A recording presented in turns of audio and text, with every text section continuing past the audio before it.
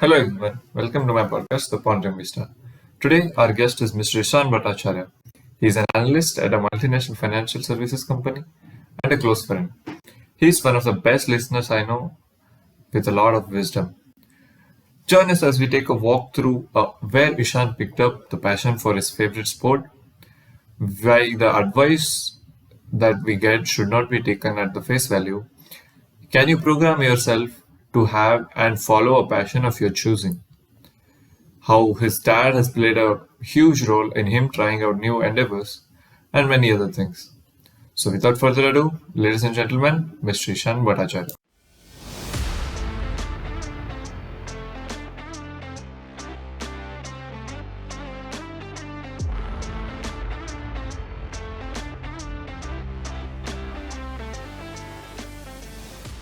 Hey, welcome, Ishan. Hello. Welcome to Pondering Hello, Bista. Vishta. Yes. Oh, Yeah. nice. You called me Bista in the first 5 seconds only. Pondering Bishta the idea was kind of created in some of our conversations only. True. So I I have think been that's the telling we only should we common. should make a podcast from like third year or something. Yeah, we've had enough conversations about podcasts. We have had enough unofficial podcasts too. Yeah, This true. is like the first recorded one. Hmm. Because there have been a lot of unfiltered conversations. So Yeah. yeah, Yeah, glad to be here. hopefully this will also be like one of the unfiltered conversations. Best it will be. Yeah, yeah, yeah. Yes. So your thing is what I want to ask you about first is about passion. You seem to have a couple of very unique fashions because I have basically grown up in this introvert, nerdish friend circle from my childhood, always hanging around with guys who are like padaku and all. So most of my Hmm. friends don't really play sports like proper. I mean, like out in my friend circle, like I think you're the only one who plays like proper professional sports. None of Yes. the other people play. Like we all just play, but yeah. So, what got you hooked onto your favorite sport? What is your favorite sport? What got you hooked into it? Or and do you think there was a chance that it could have been some other sport?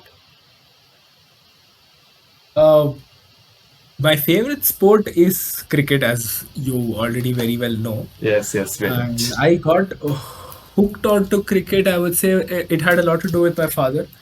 He initiated me into the sport when I was in first grade. So that's when we played cricket for the first time. I started watching a little after that, but I don't think it was until I was 13 or 14 years old that I realized how much I liked playing in general. Hmm. Um, as a kid, I was also pretty introverted. So uh, I was in Kuwait for 5 years, and all my friends were in school. So I used to go to school at 7:30, come back at 1:30, and I used to spend the rest of the day alone, even the weekends. Uh, Oh, I used to play around on my own. I had a wooden scale that I used to use as a bat. I had written all the bat brands on it: RBK, Nike, sheesh. everything. Obsession. That Yeah, yeah, yeah. So that got me into playing, but I still wasn't playing a sport. I was probably enacting it in my own household. I used to have these notepads where I used to write down scores. Me pretending to be this player who's playing and note down the scores and actually play 20, 30 over matches all by myself. I am everybody. I am the opponent. I am the main team.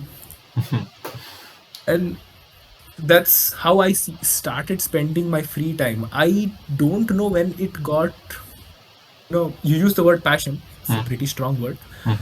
But yeah, the sport means a lot in my life. I think it was by the time I was 14 and 15 that I realized when I played, I didn't think about anything else. That adrenaline. Everybody gets that adrenaline to something Yeah, unique. like flow state. Yes. So for me, it was not a very unique thing because for you, it might be from the circles that you have come from. In my circle, it was very normal for guys to play. So the perception was in the PT periods, guys would always play around any sport with proper, enthusiasm. True. But girls were the ones who would gossip. So it was like you were supposed to play. Uh-huh. So yeah, that for me it wasn't very unique, but I get where you come from. Uh-huh. And also it kind of dilutes slowly, as you would have seen a lot of I think probably including me also, a lot of the people who played sport very often slowly when it comes to plus one plus two PUC or college sort of drift away. So Yeah, I I mean feel that. like that yeah, go on. Yeah, I know. I was just telling, like, first PU, second PU is the time where you kind of like decide which way your life will go, and like you have that whole IIT JEE NEET thing, and you're pretty much forced into studying 24/7, and your basic whole worth is judged on that 2 years of work. So you kind of get detached from whatever Yeah. passion you have, or either you follow the passion and leave all this, and you just go into that. Yeah, so that's where I felt, that's where I relate with your side of the things, because a Mm, lot of the people who I mentioned here in school, right, like guys were supposed to play during PT, a lot of these people stopped playing mm, because of 11th and 12th and mm, all of this. But for me, it always provided a refreshment. mm, They say that everybody should play a sport or mm. do something physical. I think you relate to it a lot now because True. you started working for like a year now, Mm, maybe half a year, mm. consistent. True.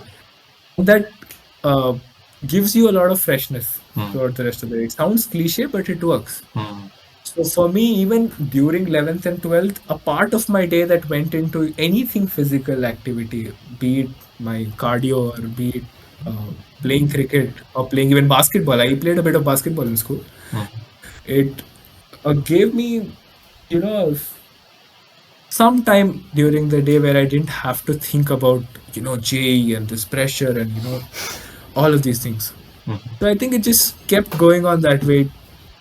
Right now, I wouldn't call it a passion because it's not consuming as much of my time as I would want it to. But it's still there. It's going hand in hand with whatever I'm doing. True, So true, that's true. good. Now it's no longer that big part of your soul. Like it's not calling you so much. I think Yeah, a lot of I external factors would have influenced you in a yeah, I different don't think way. I'm finished with this, but I think there's a lot that I will still keep doing or I'll True, be true, attached with this. true. But yeah, I'm not that dreamy kid anymore, if you want to put it that way. There were a lot of the times, even during school, that I dreamt of, you know, uh, people also associate sport with a lot of glamour. I Hmm. associated sport with glamour. Hmm. Hmm. You are that person who's playing in your school inter-school tournaments or Hmm. in the sports day. You are the person people are looking Hmm. looking at. Hits, You are the center of hit, attention. yeah, hits double century. All cheerleaders are cheering for you. Yeah, yeah, you want all that. True. Let even if I'm playing, even if I'm in a, sprint, I'm in a relay. The school is cheering for me. I am doing something that requires adrenaline. I'm in the center of it all. Hmm. So there was a dreamy part of me at that point in time. Yeah. Now it's more become part of my everyday routine. I go to the gym. I do things for my fitness. I know nobody is going to come and pat my back at the end of the day that, yeah, you did a good bench press. Hmm. I have to do that myself. So there's not a lot of glamour attached to it right now. True. But I am glad that as a friend circle, all of us are still doing it. Hmm. True. For I. me, I could say I am still doing it. You guys have started a little late. So you True. guys are kind of getting into it. But I'm glad I am matching up with you guys because I started pretty early. I could be worn out by now. No, yeah. Now that you tell about it, I think all of the podcasts that I have done until now, all of the guys like are working out consistently, go to gym, guys only. Yeah, yeah. I mean, yeah. Yeah. Given that some started later and some started earlier, but right now everybody is invested into that. True, and That's a also that, good thing that we have. mhm. Mhm. Also that part of attaching glory to your sports or passion, whatever. I think that happens a lot when you are kids. Like that reality hasn't set into your brain yet. Even if you're like, for example, someone like me would be having thoughts about yeah, I'll just invent this some stuff and everybody will be like whoa, and I'll get to go to Switzerland and take the Nobel Prize and shit. It's all like heavy dreams, but then you slowly it unfolds day by day, year by year, slowly, and then you that reality sets in that you're nowhere on that path uh, to where you become the global best in some field. You are like another part of that just one big machine that is running. But yeah, I mean, of course, we are all trying to escape it, but yeah, it is again. I mean, you do realize, I mean, you also start as a person realizing that even the people who have glamour attached to their lives, Hmm. it's for them, it's a very mundane thing. When, let's say, a Virat Kohli leaves his house, Hmm. or he scored 80 centuries. Like because we were talking about cricket, I'm speaking True. on Correct. cricketing Correct. terms. Yeah. Yeah. He scored 80 centuries. How, if you're sitting in his shoes, how Yeah. is the 81st century any different from the 80th? His Hmm. struggle is to motivate himself to score that 81st, True. or he's made his team win hundreds of matches. Hmm. He has to make the 101st match as important as the 100. Hmm. His life isn't glamorous anymore. Hmm. It would have been the first 1 or 2 years. Now Hmm. it's an everyday process. So I think at some point we all hit that phase where you realize that even the things that you wanted most Hmm. aren't as glamorous, because like for kids like you and me, both of us have come from very normal Indian families, not Middle class. very extravagant families. Middle class. For us to have a regular source of income and to have the freedom to buy whatever we want was a Hmm. dream True. True. True. Very true. at one stage. It is a reality right now, but how often do we use it? Hmm. I mean, If correct. Yeah, if 10 years ago somebody told me that you could buy a Kinder Joy or that gem surprise ball, the Uh-huh. thing that had a toy in it, Yeah. anytime, Uh-huh. and you wouldn't even bat an eye, Yeah. no one would ask you if I'm spending 40 rupees on a Kinder Joy. I would be like, bro, that is life. True. It's true right now. I can go to Starbucks and have a 500 rupee coffee. I Oh, wouldn't have true. it, True. but True. I can have it, and nobody's gonna ask any questions. True.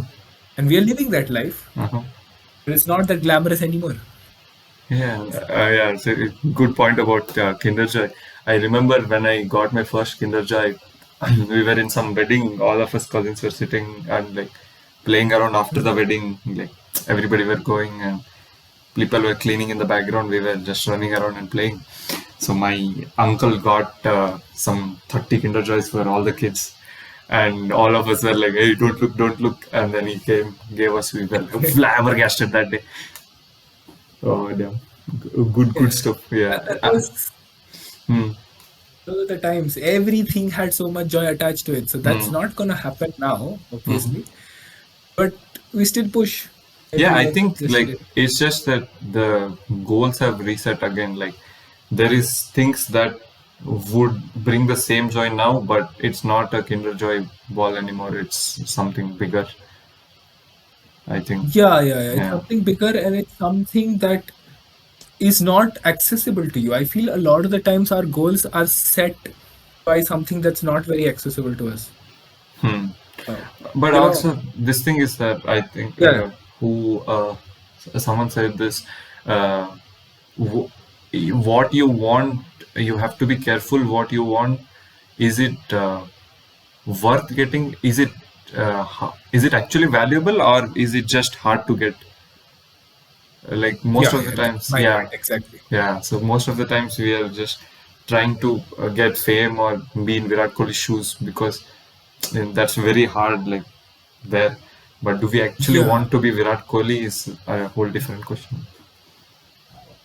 That's the exact point, because Uh, sometimes something that eludes you for a very long time mm, looks like something that's very easy to have. Like mhm, a very normal millennial example, when suppose for us, I mean, if you see a very happy couple, mhm, at 22, 23, or some couple who has their professional life sorted or looks happy to you, mhm, you would want that.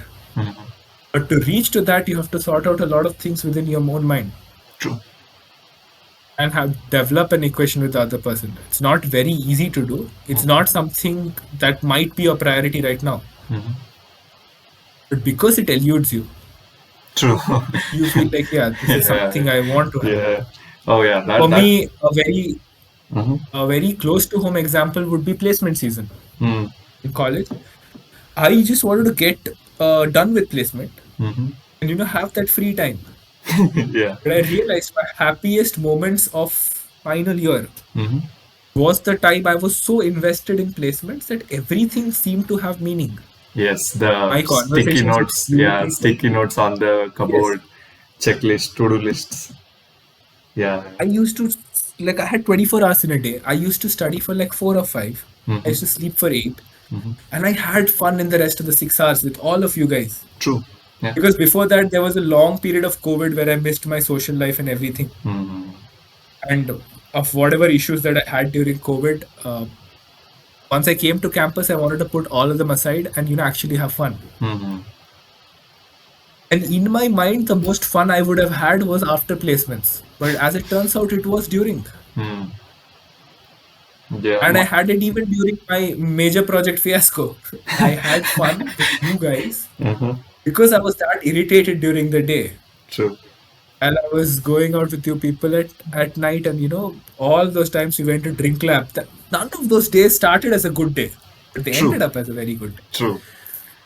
So that freedom was something that eluded me. For me, that was the goal in final year. But when I actually got it, I was like, no, the the rush to get a job or the uh, let's say the passion, not yeah, you could say passion to stand up on your own feet, be independent. That Yeah. was actually the happiest part of final year. Yeah, I wonder what it is about humans that makes us chase what we can't have. Usually, it is like if you're told ki you can't go out or you can't come home after 10 o'clock, for some reason you feel like I should do that thing, even though like virtually it might not have any significance to you, or like if nobody had told you not to go, you probably wouldn't have either way. But just because somebody's Yes. putting a restriction on you and asking you not to do something, I think there is an inherent urge to do that thing because you're not allowed to or you can't do it. I know. Yeah, that actually is a very very human thing to do. Yeah, And I wonder what kind then of. there was this Uh-huh.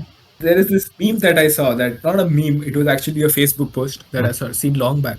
Uh-huh. And it was of a, I know you don't like dogs, but it was of a dog owner with his dog. Uh-huh. And the dog, there was like this, the comics have these bubbles where you write things that a person thinks, right? These clouds. Mm-hmm. There was like a cloud besides the head of the dog owner and a cloud besides the head of the dog. So the dog, all he was thinking of is that his owner is petting him. That was the only thought in his mind. But the owner had thought of everything other than the dog. He was thinking of what's going on at work. He was thinking of what's going on in his marriage. He was thinking of something else also. But he was everywhere except with the dog. So that speaks a lot about us. True, true, When true. you have something, when you're over there, the mind immediately is like, what next? Yeah, And happens. I think at some point we will have to stop it. I mean, it seems very difficult right now because we're like in our early 20s, and there has to be a lot of what next. This, We can't yeah, just stop now. We're very young. true. But if it's an infinite loop of what next, Mhm. then I think that's also not a very good situation to be in. True, but At that some point, you just. Mhm. this thought of kind of, and I don't want to call it giving up, but this thought of being key, yeah, this is, I'm content. I'm not like worrying about the next point.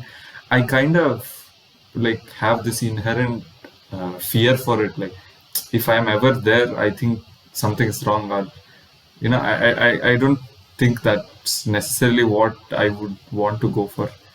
I don't know. Maybe it's because of me training my mind to always be like, yeah, yeah, next, next, next, next. and not taking a moment to see what has happened already. But yeah, I'm kind of afraid if I will ever reach that point. Not if I will, that I will reach that point.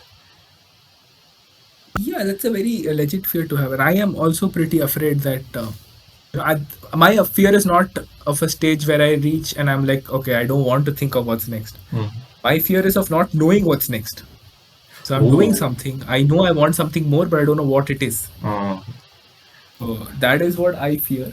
I, th- But I uh-huh. when I say not wanting anything, like I am not saying become a stoic or a monk, Uh-huh. because that's not something everybody can do.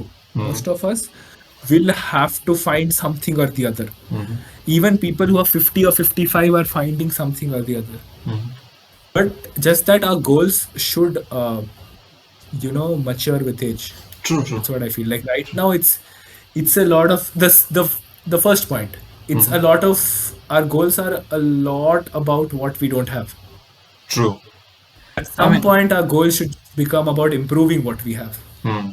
That is what I mean when I say, slow down a little. Hmm. But I don't think we know any better. No, like we are just starting out now. Like these, all the stuff I am telling, you're telling is probably just what knowledge and wisdom we have acquired through Yeah. what, like some 20 years of being alive.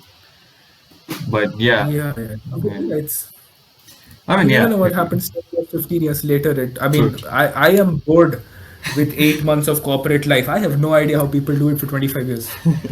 There's something that's going right that people are doing it for 20, 25 Hmm. years. Or maybe So, I corporate mean, life is not supposed to be the center part of our life. Now it is because we just yeah, yeah. started. But yeah, I think there is some better things that will give your life meaning that will come ahead, hopefully, maybe. Yeah, and you have to be patient about it. Like, I mean, now you see with, let's say, mine and Akash's work progress. Hmm. It's not as quick as the work progress of other people. True. Not going into the details, but Mm-hmm. it's slow. Hmm. That's what it is. Hmm. And it can get frustrating at times. But when you look at the sample size of our managers giving us work, Mm-hmm. our careers are probably 1/20th of their current phase of their career. They still True. have a career in front. True. True. So there is this man who has done this much and he's Hmm. giving you some work. There has to be some reasoning behind it. There has to be some plan that he also has Hmm. related to his team, like Hmm. me being a part of their team. So I think same thing goes for life in general, life outside office. Hmm. At this point, I don't find much like about life outside office. Like I'm staying with my family and everything is good. Hmm. And I feel I should give a little more time to my family. Hmm. But there is nothing outside office that gives meaning to my everyday life, I feel. Hmm. So Yeah. I Yeah. try to, I don't want, like when I say stabilize a little, I don't want my what next to be dependent on the work I get or the productivity that I show. Hmm. It could just be, gardening, for example. Hmm. Someone who's 30, 35, Hmm. he's doing a day job. All he wants is a good garden. And he spent 6 months of his life over there. A good enough thing to look forward to. Hmm. Just a But calm that's not background something, life. yeah, but that's not something I could do right now. So I feel like there's always a turmoil within me. Uh-huh. And I feel like that's the case for all of us. Hmm. Our Hmm. what next are very dependent on productivity, on success, the version of success that was taught to us, Hmm. on Hmm. getting a better pay, better opportunities. Hmm. So I feel like it has to be a mixture of both, which probably will become wiser with age. But I now love it's how there as how of now so many it's probably hopefully are there in this conversation. Hmm. it's gonna be there in every conversation. We had a lot of probably, hopefully 1 year back in college. A And lot of those true, things have got manifested. true. But and a lot of things have So, even gotten manifested better than what we imagined they would. yes. Yeah, And you can always hope for better things. I mean, true, true. that's Yeah, I mean, dream with knows no bounds. I, You can keep dreaming. yeah. I just feel like, I mean, through my own personal experience, I feel like when you are talking about probably and hopefully, there always should be a positivity in the way we speak. Mm-hmm. Because I have been guilty of being very negative about things in my life Mm-hmm. in the past. So True. it's not wrong to hope or dream, Mm-hmm. but it's wrong to pity the situation you are in right now. Feel pity for So yourself. as True. long as I, yeah, as long as I am able to draw the distinction between those two, I think I'll do good. Like this is a very personal problem to me, Mm-hmm. might be faced by some others of our age too. Yeah. But I feel like I should draw the line between wanting something more Mm. and not liking what I have right now. Those Mm. are two very Mm. different things. Mm. Mm. Mm. Yeah, that's a pretty important distinction. That's a pretty good frame. Yeah, I like how these very profound ideas and like, I mean, I think these are stuff you should be. I think you will probably tell your kids or some like younger generation when you get older, and this wisdom is like acquired through your own suffering. uh, I can't imagine how many Yeah. nights you would have spent sleeplessly just thinking what the hell is going on. Yeah, I Yeah. think that's really good. Like, getting that wisdom, that timeless wisdom out of your suffering is a pretty nice thing. Also, this I wanted to tell about this also. You were talking about how during the placement season you thought, "Ki, once I'm placed, it'll be like the best thing ever. And I just have to get done with this, and it'll be too good." I This Mark Manson thing came up in my head, popped up in my head.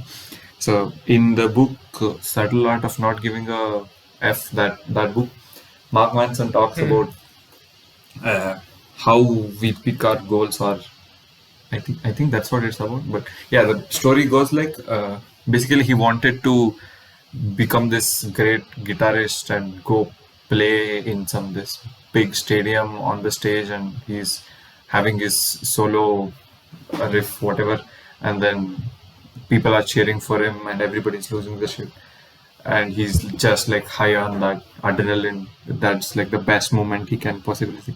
And he bought a guitar and started learning guitar when he was young because he wanted to experience that thing.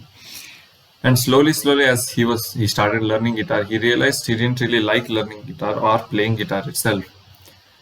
And that point of wisdom he draws from there is that you might like the end product. Like, I would love to be this hero and have fans take autographs of me, and then get all the free stuff from sponsors or yada whatever, or be this great singer, great guitarist on some crazy concert, and everybody just loves you and everybody's just losing their stuff.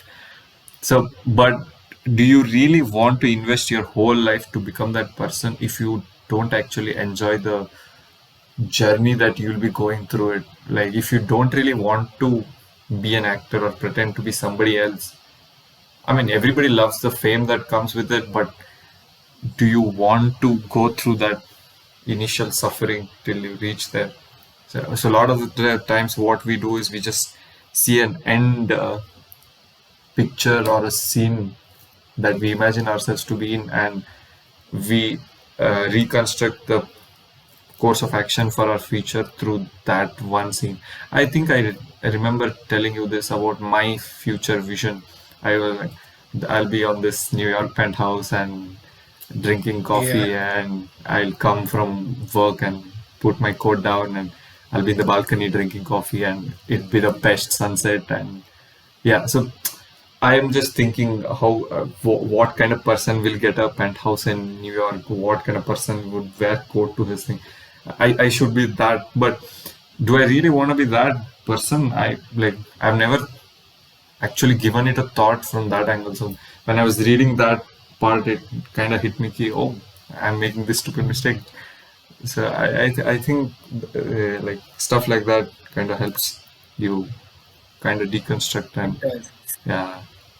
Yeah. I think I haven't read that book completely, but I came till the part where he had mentioned about this, the Oh, guitar thing. yeah, no? Another thing I want to add is Mm-hmm. about the point that I made earlier. Mm-hmm. You had all of these dreams, Mm-hmm. being about watching a sunset, having a coffee Mm-hmm. in a balcony, in New York. Like Mm-hmm. you want to do all this in New York when you were presently in Suratkal, which has the best sunsets. True. You have it all, Mm-hmm. but you want it somewhere else Oh. because in your mind it's something else. It's there. It's right in front of you. Uh-huh. You remember the day we went to Seabreeze? Yes. There was a balcony. Mm-hmm. We could have ordered coffee. There was a sunset right in front of us. We did watch sunset That was it. and drink stuff, I think. Yeah, Yeah. we Yeah. did. Yeah, we did. Yes, that was your dream. Mm-hmm. It was achieved right there, Yeah. but it No. didn't feel like it True, because you true, had true. attached something more to it True. than what it already was. Mm-hmm. The day it actually happens also wouldn't feel that big Mm-hmm. True. because you've attached so much to that day. A lot of the big moments in your life are usually just a blip out of the mundane. Like, the mundane activities are going on, it's Oh, just one yes. blip. True, true. And Very you're true. like, okay, I feel good about this. Mm-hmm. It's nice. But it's never something that you would anticipate or you know Mm-hmm. because anticipation builds up so much of expectation. True. It's very difficult to fulfill all of that. Mm-hmm. But it's Yeah. a lot like in your life, Uh-huh. the day of the sea breeze, Uh-huh. one phone call started Uh-huh. a chain of events, and now you are living an actual independent life in Bangalore. Yeah, I mean, I can't tell you how much stuff has that one call changed. Yeah, but Yeah, it yeah, was true. that one call that you could never think in your wildest of dreams that that call or that difficult conversation on that day Mm-hmm. would have started a series of events which would have got you to here to actually start your own podcast. True, true. I mean, this podcast was just one of the 20-25 things you had told me that you wanted to do, but Mm-hmm. you had not taken a single step towards them. Now True. you are actually taking steps. Mm-hmm. So that Yeah, happened out of the mundane, but a very big event in your life. correct, correct. This the most ironic thing about this is when I read that part about guitar from Mark Manson's book. You know what day that was? That was the day me and Chavan went to beach for picnic, and we were literally sitting in front of the beach and the sun So going down, and I'm reading this, having these thoughts. Uh, bro, you're so, right there. You're on yes, the yes. beach with a I very just have to good lift my friend. head up and I see the beautiful sunset. Yeah, true, true, true. Yeah, damn. That I had not even realized until just now. Yeah, great. Uh, Crazy how your dreams can just be around you, but you just don't know it. yeah, they say this also, no? Most of your life just is, yeah, mostly mundane, but you should try to optimize for your average Tuesday. If your average Tuesday looks like something exciting or like you would not be bored or like not disappointed with your average Tuesday, that is a pretty successful life. Because Tuesdays Okay, are like the most mundane and boring that times in makes the week. sense. Yeah. So if your average Tuesday is something you're excited about, that best. And That's I it. think a lot of our adult life right now is just trying to make the average Tuesday exciting because your average Tuesday in 2022, Mm-hmm. like what would have excited you in 2022, might not be the same as your average exciting Tuesday on 2024. Very true. So Mm-hmm. a lot of adulting, I feel, is just evolving to know what suits you right now. Mm-hmm. So if you go to 2023, an average exciting Tuesday for me would have been if I had a good cricket practice and I came back and instead of going to the mess, we ordered something from ChangePay and watched Tarak Mehta in my room and ate. That would have been a Yes. very exciting Tuesday for me because I would have slept happy that Tuesday. Uh-huh. Right now, I have the best food available. I live at home. Yes. Like, but that still makes the Tuesday pretty mundane. So I do different things to Make it cheer more. myself up Yeah. during the week, and it'll be different in 2025 probably. Yeah, it will be. So I think it's a constant, Evolution. evolving with, Yeah. yeah, constant evolution. Mm. Put it that True, true, true. way. We're all doing it slowly. But Yeah. This, yeah. So we have been talking about things, but you told like your cricket thing came from you guys playing cricket during your period, and you kind of get being like yeah, attracted to thing and stuff like that. If like by something, I know I shouldn't talk about ifs and buts, but just to understand the thing that happened. If you were in some different school and you guys used to play football in the PT period and not cricket, do you think you would Yeah, have that been pro in I would have football? been. Yeah, a lot of see, there's natural for a lot of the things. Natural talent actually plays a very small role. Mm-hmm. It can make things easier for you, Mm-hmm. but you acquire a lot of the things through your environment. So if I take your example, Mm-hmm. you would never have thought that you would be a person who would look forward to a gym session every morning. True. True. It so happened that you were in a friend circle that was obsessed with gymming. Mm-hmm. And I am not calling that obsession healthy. Mm-hmm. That's for a different day. A lot of Mm-hmm. the things that our group does for workout is borderline unhealthy, but that got you into a process of, True. working out, which Mm-hmm. you thought and I don't think you would consider yourself a natural athlete. No, I'm not. I'm not like it's Yeah, pretty clear to me. Yeah. you're not a natural athlete, but you're doing pretty good in the gym. Mm-hmm. A lot of the non-natural athletes actually start doing either gym, yoga, whatever they feel like. So yeah, your environment does play a lot of role, and even as kids, it plays more of a role. If you were in an environment as I was, Mm-hmm. with my dad being a sports person in his time, so Mm-hmm. he was a person who played a variety of sports. So that would have pushed you also into playing sports. And Mm-hmm. what kind of sports you play also, it's determined by the kind of environment. Because the more conversations you have about something, the more interest develops. A child's Ah, mind is pretty impressionable. Pretty correct. impressionable. You Correct. Correct. can Correct. Yeah, I mean, the way if you're watching cricket all the time in the house where a kid is growing up, I think he would see Sachin scoring centuries after centuries, and you'd be like, oh damn, yeah. I should become like Sachin. Or if you're just watching football all the time, yeah, I should play football and become like one of the stars. If I was a kid growing up in probably New York, Uh-huh. and I was like 8 years old or 9 years old, and my friend told me to watch Suits, Mm-hmm. I would have probably wanted to become an advocate. True, true, true. I Very true. Because that glamorized the profession, right? True, Like true. Harvey Specter is this guy who's fighting these cases, who's having this, hip lifestyle. Uh-huh. You want all that. True. Very true. As a kid, you want all that. You want to be in those situations because, look, when you look at it through a 10-year-old kid's perspective, Mm-hmm. because you're seeing Harvey Specter on your screen, you think everybody, like, is thinking about Harvey Specter all the time. When you grow up and become an advocate, you realize no one's actually thinking about you.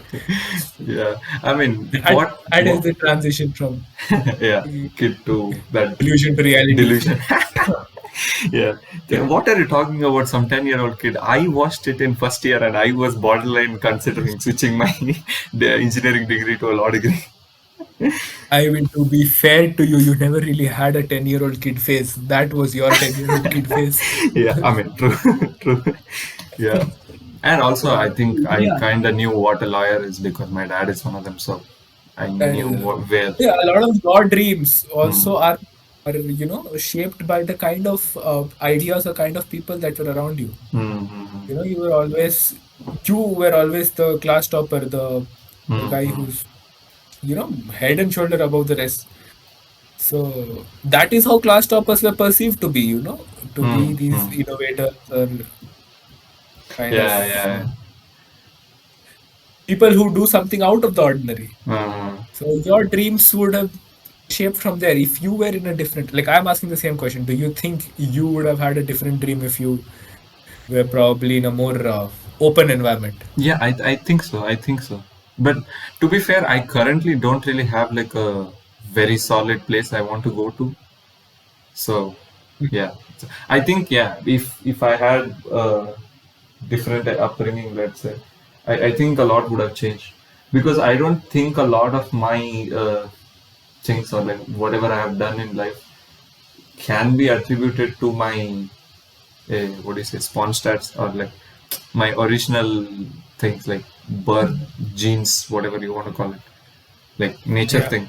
Yeah, I think most of it was like nurture and like uh, my family, parents being like, "Oh, see, that kid did this much, and you should also do so much," and or like, "See, your cousin is first in her class. You should also study properly and stuff like that." But yeah, again, like, sure, it would have been And it better is, or worse. I don't know. But I kind of like where I am is right now, so I guess it all worked out it's fine. almost always the acquired traits, right? Like True, very true. you have a dream. Mm, You know this is what I want to do. Like as a kid, mm-hmm, you don't know how to get there, and you will not obviously like everything about the process of getting there. So now for you, mm-hmm, innovation is making a code that will make somebody's life simpler, or mm-hmm, making a website or an application. mm-hmm, You know, mm. the idea of creating something is exciting. True, very The true. process of doing it might or might not be exciting. Depends on what tech stack you're working on or what kind of skills you need. Yeah. Might or might not be exciting. Uh-huh. Yeah, I mean, if you have to, Might be the most boring day of your life, yeah, I mean, if you but have to at debug the end some of the day, thousand Java code yeah, written by some old guy who has no idea to make documentations, yeah, I mean, that would be a worst that's day. gonna be a pain. Yeah, real pain. So if I have to put it in a more in a term people will understand better, or like more general term, No, quote close to them. my Mm-hmm. close to my story, Mm-hmm. is I was passionate about cricket. Mm-hmm. I loved playing the game, Mm-hmm. but I was a fat kid.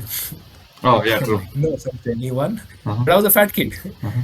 So I had to go through the rigorous process of jogging every single day. I Mm-hmm. hated jogging. I sent a screenshot on our group today of completing Yes, a yes, 10K run 10K. That is in the within an evening. hour and like 5 minute pace or something. Crazy shit. Yeah. I finished 10K in 54 minutes. Yes. And as a kid who loved cricket, I couldn't run 500 meters, even if my life depended on it. I couldn't. Like with all the fun of playing and everything, I could give my 100% for playing. Mm-hmm. Like in my mind, I was giving 100%, but my body couldn't. At one Hmm. point, your body will give up. True. So this fitness part of it Mm-hmm. comes along with cricket or Hmm. any sport you play. Hmm.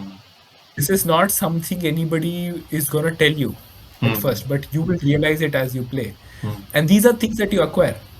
Hmm. So you cannot become a good cricket player, suppose say without having good fitness. You cannot become a good actor if you don't know how to dance. Hmm. True. Imagine a person who's very good at drama, does theater, wants to go to Mumbai. Mm-hmm. He has to learn how to dance. Hmm. So you cannot like everything about what you're doing. The people who actually, I feel like the people who succeed Hmm. uh, or do good for themselves actually are open to learning a lot of new things and giving it a very fair shot. Hmm. Hmm. And that is something I've started to respect more and more after coming into the corporate world. Hmm. The kind of people who are just willing to learn something, because most of my time now goes, if I'm not learning something new, it goes into waste. Hmm. And it's not simple to push yourself to learn something new. Like if I have to learn about investing right now, very new topic for me. But I am trying to gain some knowledge about it. Hmm. So anyone who's open to a varied number of things, learning a varied number of things, I feel like that's a very good trait to have in your career. Or Nice. I mean, yeah, pretty solid statement. I think, yeah, keeping that perpetual neuroplasticity, or not neuroplasticity, like that learnable and relearnable part of your brain yeah, active is pretty, yeah. and I think Diptesh does that really well. Like he is someone who, you know, tries a lot of new things. Yeah, I mean, I have He in might or same. might not use them, Uh-huh. but True. he has a lot of knowledge. Uh, And because he's tried so many new things, he knows what's right and not right for him. hmm, hmm, hmm.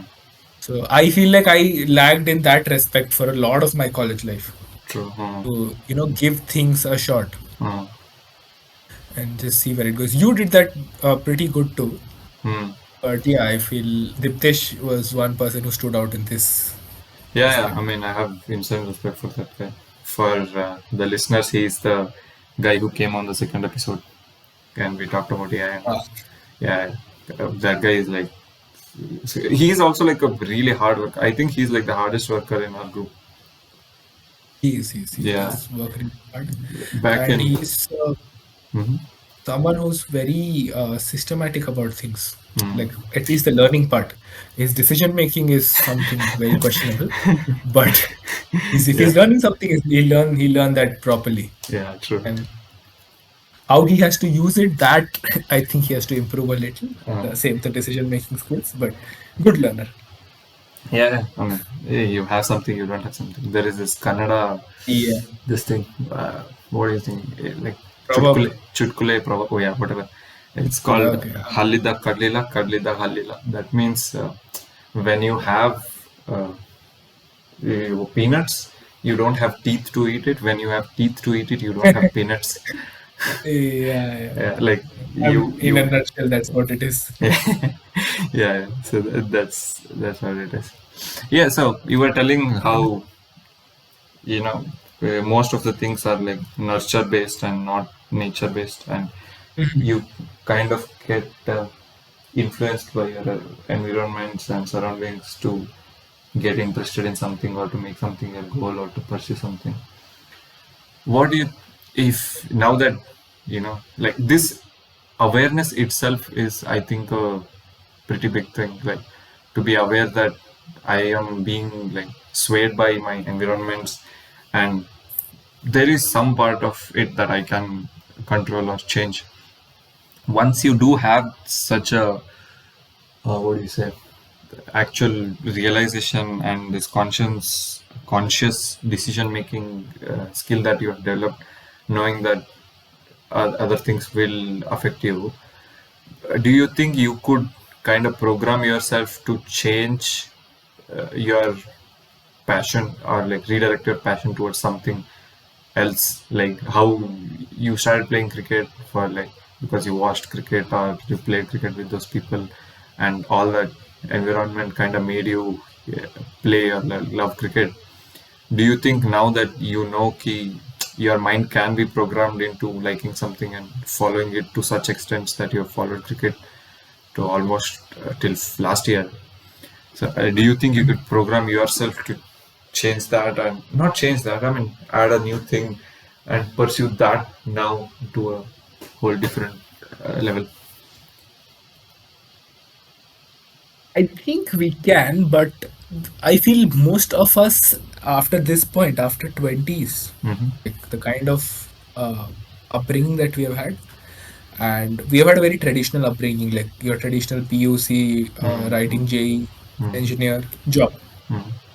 I don't think we will put all our time and effort into one thing or into something how we perceived us to do when we were kids.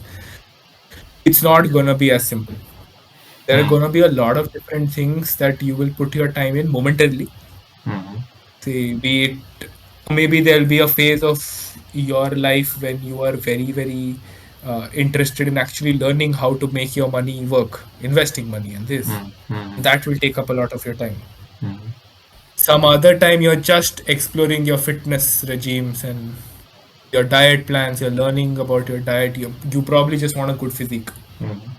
And it's all happening along with your job.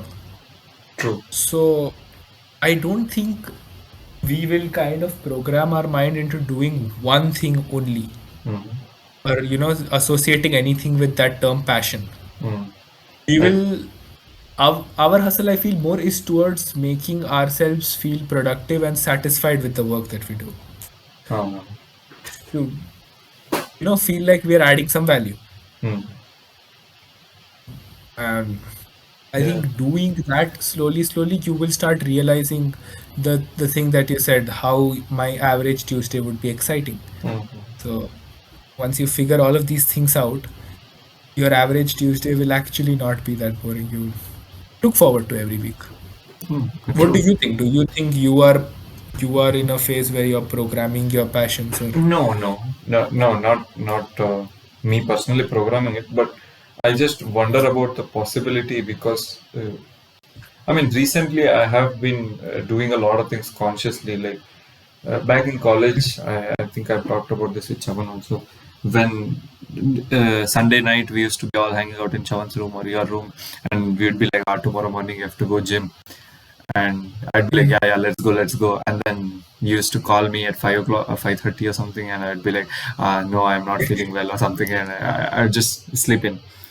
So, but Yeah. nowadays, even though like there is nobody to call me and it's just my alarm, and I could basically hit snooze and sleep through, and there is nobody to judge me also now. Like back then, I had to meet you for lunch, and then you would be like, "Hey, what did Mhm. come to gym and all that." But right now, nobody will Yeah. know. Nobody will know. It's just all on me. Mhm. But I think that somewhere that consciously I am making that decision to get up and go every day. But I think stuff like that, like you catching yourself in the act. Uh, yeah, recently also there is this opportunity for me to go on a business trip to our college back for that fest. So Mhm. when that message had come on the group for the first time, asking for volunteers to join them for arranging the fest, I was very skeptical as to should I go? I can just go home and chill.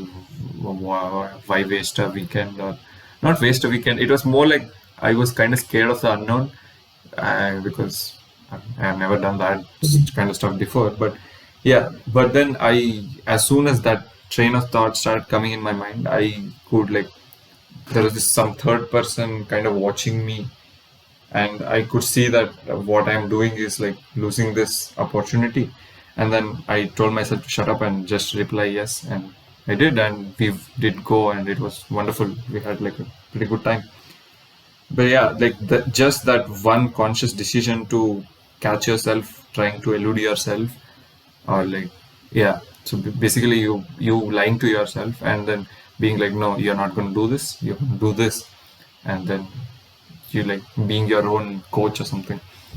So I think uh, as these things are happening recently, like me kind of finding myself catching me in the act of kind of derailing the path that I want, derailing from the path that I want to be. I think this stuff like this, I think might be possible. Like you could probably, invest enough of your brain power and time into some one thing. And of course, yeah, now it won't be like the passion that you had as a kid.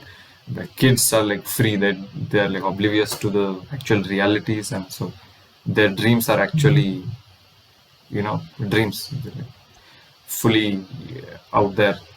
But even if I True. like sit down and be like, yes, I'm gonna think freely now and conjure up the most freest thing I could. There's this exercise like, if money was not an issue, what would you be doing right now? Stuff like that. Even if I think of money being not an issue or like whatever, and then conjure up something, there is a lot of constrictions on that itself that I won't even Yeah. realize I have put, but they are there in the background. I might not want whatever goal there to be maybe in Australia or something, because I don't know, it has never been in there, or like I've heard there are bugs in Australia. I don't know, I'm just giving an example. Yeah, Like yeah, yeah, I there is these understand. things that have been put into you from like past 20 A years. lot of preconceived notions Yeah, which and used you to don't happen. know this, like when you conjure, like when new thoughts are coming up, those thoughts are being affected by those preconceived notions, but you as a conscious person have no idea that is happening. So so a lot of relearning is also kind of required. But yeah, I think it should be possible. But yeah, again, it's a pretty hard thing, I would assume. I think what you're doing, like, pushing yourself to get up every day and being honest with yourself, this is a very passionate process in itself. Hmm. It doesn't just have to be, passion is that mad passion towards something, some career, and you get to the top of that field. Uh-huh. Some people do that. Uh-huh. But then, if you see a lot of people who have that mad passion towards their career, Uh-huh. sometimes ending up messing up their personal relationships. Oh, yeah, sure, definitely. Like most of the people who are passionate about things and who have actually achieved great things have like a very messed up personal relationships or very messed Personal up life. habits or Now, health. Yeah, definitely. Like not all parts of So this yeah. that's one part of your life sorted. You're a Mm-hmm. very good professional. You're Mm-hmm. respected for that in the society, Mm-hmm. but you might not be adding value to people in your life. Hmm. Like I feel like for me, Mm-hmm. as a person, adding value to people in my life is important. So Mm-hmm. if somebody calls me, Hmm. you know, and if that person is in distress and they decide to call me and Hmm. they feel better after the call, I really feel like I've made a difference to somebody, True. and Hmm. that drives me. That personally, that drives me. Hmm. If there can be passion for career, but this itself is a very passionate thing that has happened, a passionate conversation, Hmm. with somebody. Hmm. Maybe a conversation someday with somebody can make a difference when you were in a dilemma of moving out of your house for job Hmm. or not. Hmm. Hmm. Hmm. Hmm. Hmm. We had that conversation. Correct. Yeah. That conversation added value to your life at that point in time, and I was glad I could be there. True. True. So these are the things. These are also very small, mundane things, but I feel like they still have passion. Uh-huh. So I don't want to use the word loosely, but we have very much associated passion with only something professional. Yeah. I know. The word passion itself conjures up this image in my head where there is this bloody soldier, like there is blood everywhere on his Mhm. body, and he's like ripped as fuck, and he just tears his shirt with two swords he's holding and are running towards the like 100 people army. So that's what passion is to me. Like you just like we leave everything apart. I'm just gonna go do this now. Yeah, I mean, Yeah. yeah, I am not telling you this healthy or something, but that's what comes up Yeah. to my mind whenever I hear passion. And It might, for you, it might be as difficult to get that ripped off a body mhm. as difficult it is for you to sort the issues in your head and actually be free at one point. Hmm. It might take the same 1.5, 2 years. Mhm. It's just that one thing will be appreciated by society, the other will only be appreciated by you. Mhm. True. So Yeah, again, it comes down to the glamour part of it. Everyone will tell you that you have a good physique, but no uh, one will appreciate you for the good mental health except for the people who are in your life, the close circle who have seen you mm, grow. mm.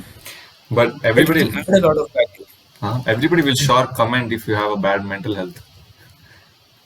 Yeah, they will, but they're not doing anything to improve it. Yeah. True, true, true. Yeah, no. Those people who are actually appreciating you for the growth are the actual people who are there. Mm, But the good. bad physique also people will come and tell you.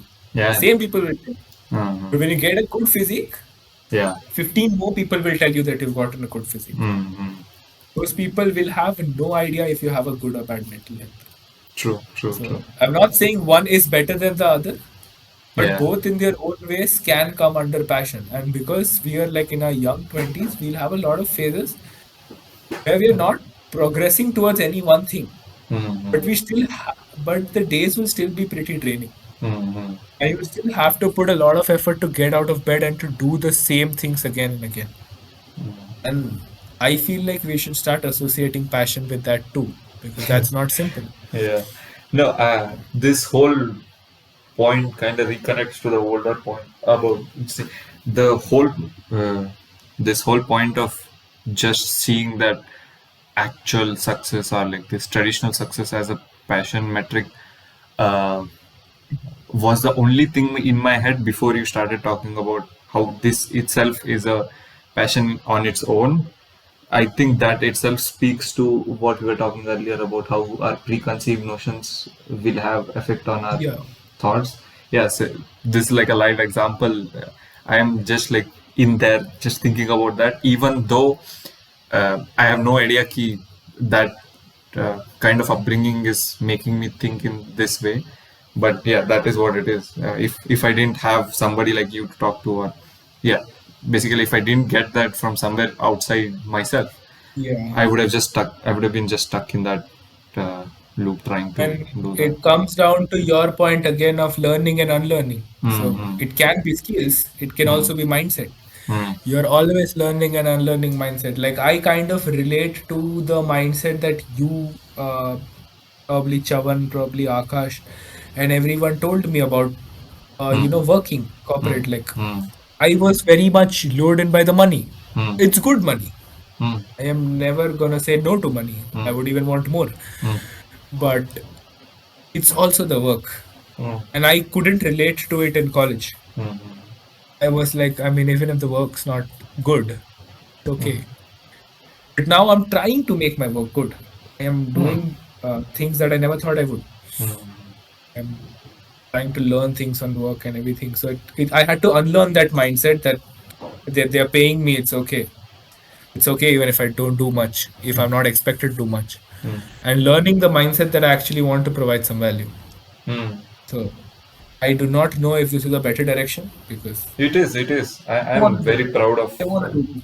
you for having that mindset. I mean, I've been through with you through all the mindset changes you had. I think yeah, it's going kind of in the right direction or the upward trajectory. Yes. Yeah, Great. so Yeah. that this the same thing comes about learning and unlearning. When you had to unlearn all of these restrictions put to you throughout Hmm. your childhood, your Hmm. teacher, Hmm. anybody, Hmm. and just I and Chavan should tell you a lot. Like half of your restrictions are in your head. You True. should tell Very this true. to every day in college. Very true.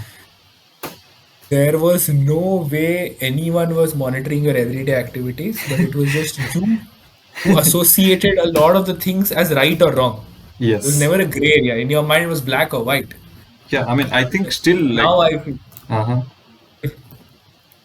I think I yeah, am go like on. binary person like that for a lot of things. Like I either do this, like yeah, I am that bloody soldier who's torn apart testing and I am all the way in, or I am just like one day I do and then never mind. Yeah, either Yeah, binging anime for 3 days straight, yeah, or you're hitting the gym for a month like yeah. consecutively. Hey yo, So, anime also I've binged for months, man. I've completed One Piece. What do you mean? no, I meant, I know, I mean, you know what I mean. You know the three Uh, days that I'm talking about. yeah, yeah, yeah. One True. anime in 3 days. Yeah, So, just yeah, speed you can running. do both, but I feel like right now you're more into the gray area. Like Mm-hmm. you are going a little bit into, I wouldn't say, I wouldn't call it mediocrity, but that's more like the middle ground. Mm-hmm. Neither completely drained out nor completely aimless. Mm-hmm. You're doing everything with balance. And you have also unlearned a lot of the things that were there in your head. True, true, true. Slow process, Yeah, but going on. yeah. Adding to another point that you said Uh-huh. about the NITK, when you had to go back to our college as a guest, Uh-huh. and you thought about it, and before you could spiral down into a series of if-else statements, you were just like, yes, I'm Yeah. gonna go. Uh-huh. Harsha Bogle had said this in one of his interviews. I hope you Yes. know who Harsha Bogle is. Yeah, yes, sir. I've Yeah. probably heard the podcast you're talking about or the interview. The I think you Yeah. suggested me to Yeah. listen to. Yeah. Yeah, I might have mentioned this earlier, but he had said once that a lot of good things in your life happen unknowingly when you just start saying yes to things. Hmm. And I Mm-hmm. strive to follow that. Sometimes I'm not able to, Mm-hmm. but this is something that and it's scary to follow also. But this is something that I want to keep as a template. Hmm. Sometimes even to the things that you don't necessarily like, Mm-hmm. when you say yes, it opens up some opportunity or the other. Mm-hmm. And it resonates a lot with his life. You know, he Correct. was a college cricketer, Correct. Mm-hmm. played till the district or almost the state. I think he played state level cricket. And then he just did an MBA from IIM, got into radio. I think, he got into an advertising firm, got into radio, started doing commentary, and now he's like as popular as any of the cricketers. Yeah, I think he's one of the best commentators in India right now. Yeah, he's expanding his horizons even now. He has done a podcast on Spotify that tells the story of how ISRO was formed. Hmm. So he's the narrator of that podcast. That has nothing to do with cricket. True. That Correct. has everything to do with his So, voice and the and kind the of image commenting that he has skills. built. Yeah. Uh-huh. Yeah, and the skills of the storytelling skills. Let's put it Uh, that way. yeah. Correct. Very good storytelling. Hmm. So for a person who has done an engineering in chemical engineering, business school, Mm-hmm. advertising firm, Mm-hmm. being the voice of cricket, like Hmm. some journey. A lot of the situations he might not have liked what he was doing, but he just said yes and went through with it. True. So I think that is also something that should resonate with people, and I think that can bring about some changes. Hmm. You never know where you'll end up, But some stories, Yeah, correct. just not good. So the starting might not be good. I mean, but if a novel ends well, I Hmm. think the person reading it is happy. Yeah, I mean, all that ends well. What is that thing? Yeah. Uh, Yeah. All's well that ends well. yeah, also that ends well. Yeah. Yeah, I have a very this thing now. There is this big thing that I've been thinking from a lot of this basically. Most of this self improvement, productive, whatever you want to call it, this stuff that uh, kind of helps you progress or like advices basically from experienced people or like old people. You get these from different people. Like let's take for example the Harsha Bhogle thing you are telling. Yeah. His advice was to a lot of things open up when you say yes to everything that comes to you. Yeah. Yeah, so I think I'll tell you the other thing also. Like you would have heard this common what do you say advice that is given to people: "Okay, learn how to say no. You should say no." Yeah. Yeah, you heard about that also, no? But like a naive guy who's listening to a thing might be thinking like, yeah, I mean Harsha Bhogle is like one of the famous people. He's smart. He has achieved. I mean, I would call it success. Yeah, he's a pretty successful guy. So Very helpful. yeah, very successful guy. So he's telling you to tell yes to everything in your life that comes, and you'd be like, yes, I should say yes to everything. And then there is this other guy who I'm pretty sure there is like a very successful guy who has said he should learn how to say no. And then I'm just left there confused. Should I say yes? Should I say no? What am I doing here? And this point kind of brings back to my very old thought about there are no actual advices. There is just opinions and experience narrations that people do. Uh, I read it somewhere like a very successful businessman in his speech tells you to be calm, be calm always, and it'll happen. You should give it time. Like it's a slow process, all that stuff. It's all like perfectly good knowledge, perfectly well wisdom that actually worked for him, and he's in a place Yeah. that most aspire to be. But now, most forget to what most of us forget to see is that being calm probably won't really take you to that stages when you don't have the initial stats he had.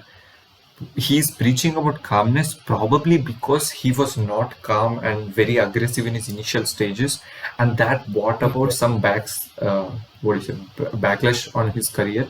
And when he eventually learned calmness through this gruesome back and forth in his actual life, is when he actually got success. So calmness as a virtue for him means a lot more because that he has acquired through struggle and stuff in real life.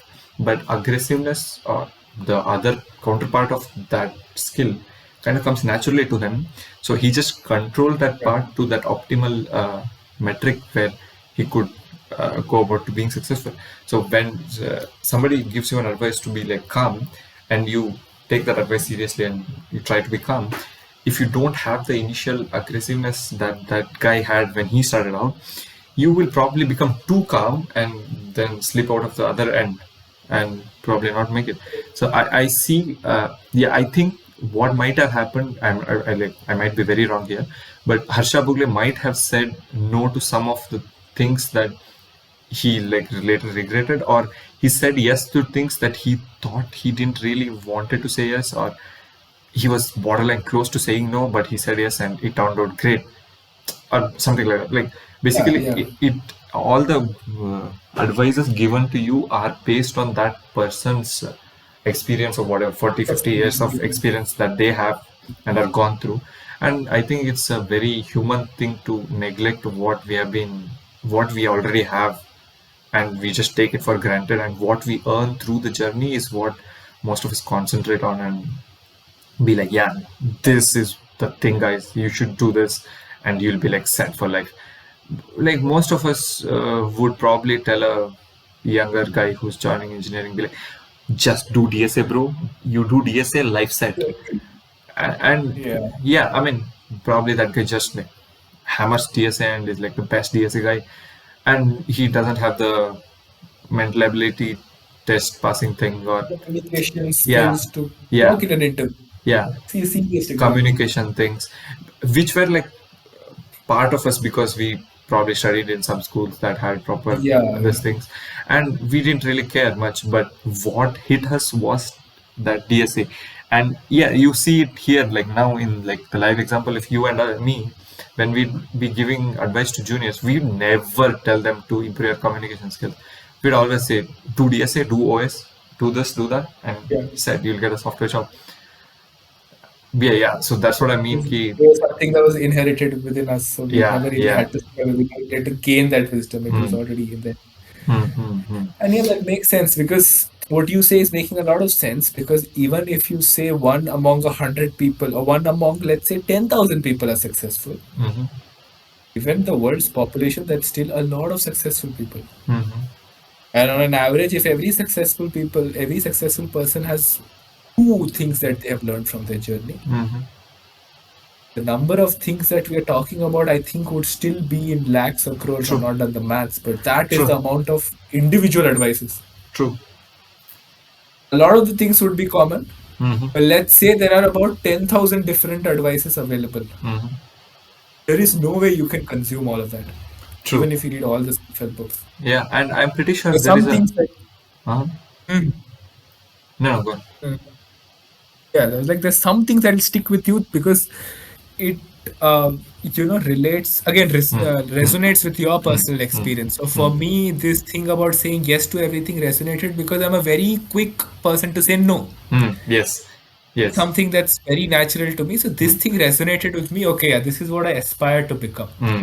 Hmm. Because saying no wouldn't really be a very difficult thing for me. Hmm. Hmm. Hmm. I would make up some excuse and be like, no, I'm Hmm. going out of this. And also by saying yes Hmm. to some certain things, you will actually learn what you have to actually say no to. A lot True, of my true. saying no right now is based upon preconceived notions. Hmm. Hmm. Say yes to everything, you learn what to say no to. So both of these advices go hand in hand. Correct. A person who was way too calm before Hmm. learns to be aggressive when required, Correct. channelizes that inner aggression. Correct. And a person who was aggressive before Learns learns to to keep his cool in situations where he might panic or, the aggression might get the get the better of it. worst of Yeah. him. Yeah. Yeah, get the better out of him. Yeah. So all of these things go hand in hand. And advice, I don't think, see, young people, they ask successful people about advice. Hmm. But I don't think anybody religiously follows something that a person has said. Hmm. Because you can do it for a day or two, you can do it for a week or two. Hmm. But after that, you would need something more than just some person telling it for you to follow it. Hmm. Because, again, going back to the first point that we made, as 20 somethings, we don't have glamour associated in our life. Hmm. So, when I was like 15 and Harsha Bogle would have said this, I would have been like, yeah, if I say yes to everything, I'll probably end up where he is. Hmm. Right now, I Yes. know I won't. Yeah. Right now, I only know that if this advice works well for me, I'll probably sleep well tonight Hmm. and Oh. wake up fresh tomorrow. That's all I'm getting from this. That's the bargain. Hmm. So you won't really religiously stick to an advice or a self-help book. Hmm. Good to have the information about the self-help, the what the self-help books give you, but I think all of us have realized that it's not the best thing to follow one advice religiously. We ourselves keep evolving with our advices, right? I mean, the Correct. advice you would have Correct. given to a junior in first year who Hmm. was doing JE Hmm. would be very different from the advice you would give to a first year now that you're doing a job. Yeah. Yeah. Like, No. leave the technicalities, Yeah. just the mindset. Correct, correct, very correct. But yeah, like I mean, I would have just told a 12th year guy to be like, bro, just study. You'll get into some good NIT or an IIT. Easy it is. If you like, just do these modules, do 500 integral questions. It's easy. You'll get in. But now that I've come out the other way, I'm bro. It's okay. Take it. Take chill pill. Enjoy life little.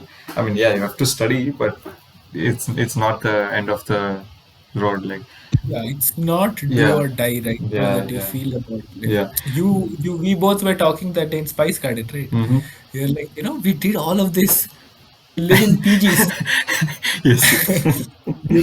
to worry about like 12K a month rent, Uh-huh. including food, it's 15. So should I just have food in the office or should I just stay here? And all of this.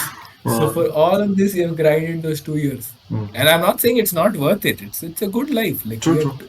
as not a lot of 22-year-olds are earning their own bread. We are. Yeah. We're earning all. But yeah, it's if you don't at 22, it's not the end of the world. Some people do it at 24. So they figure out a way somehow or the other. A lot of the people have gone for higher studies or have gone want to start a business of their own or are just preparing for an exam Mm-hmm. right now. Mm-hmm. Our life is not in any way better or worse than theirs. True. It's going to be very different for all of us IT people also. Mm-hmm. Most of our circle is in IT, Mm-hmm. but we are living very, very different lives. Like everybody is in a different zone, you could say. Correct. Mm-hmm. Now Yeah, that I think so about it. Yeah. things will get very varied at a point. So you wouldn't give the same advice that you gave a 12th standard kid in first year than you Mm-hmm. would give now. Mm-hmm. A lot True, of true. versions of advices. And if we happen to record another episode in a few months, Mm-hmm. I think we would negate a few of the things at least that we have spoken here True. because of something we might have acquired in the next 6 months. True, true, true. Yeah, I think that evolution is what growth is about. No? I mean, if you would agree to everything that you would have said when you were 12 and whatever you're saying now is like the same thing, I think there is something wrong that has gone. Yeah. So either you are very adamant or Yeah. you're just a genius who knew everything. I think the But with, adamant is more yeah, likely. yeah, yeah, yeah. Very rigid on certain ideas and don't want to change their view.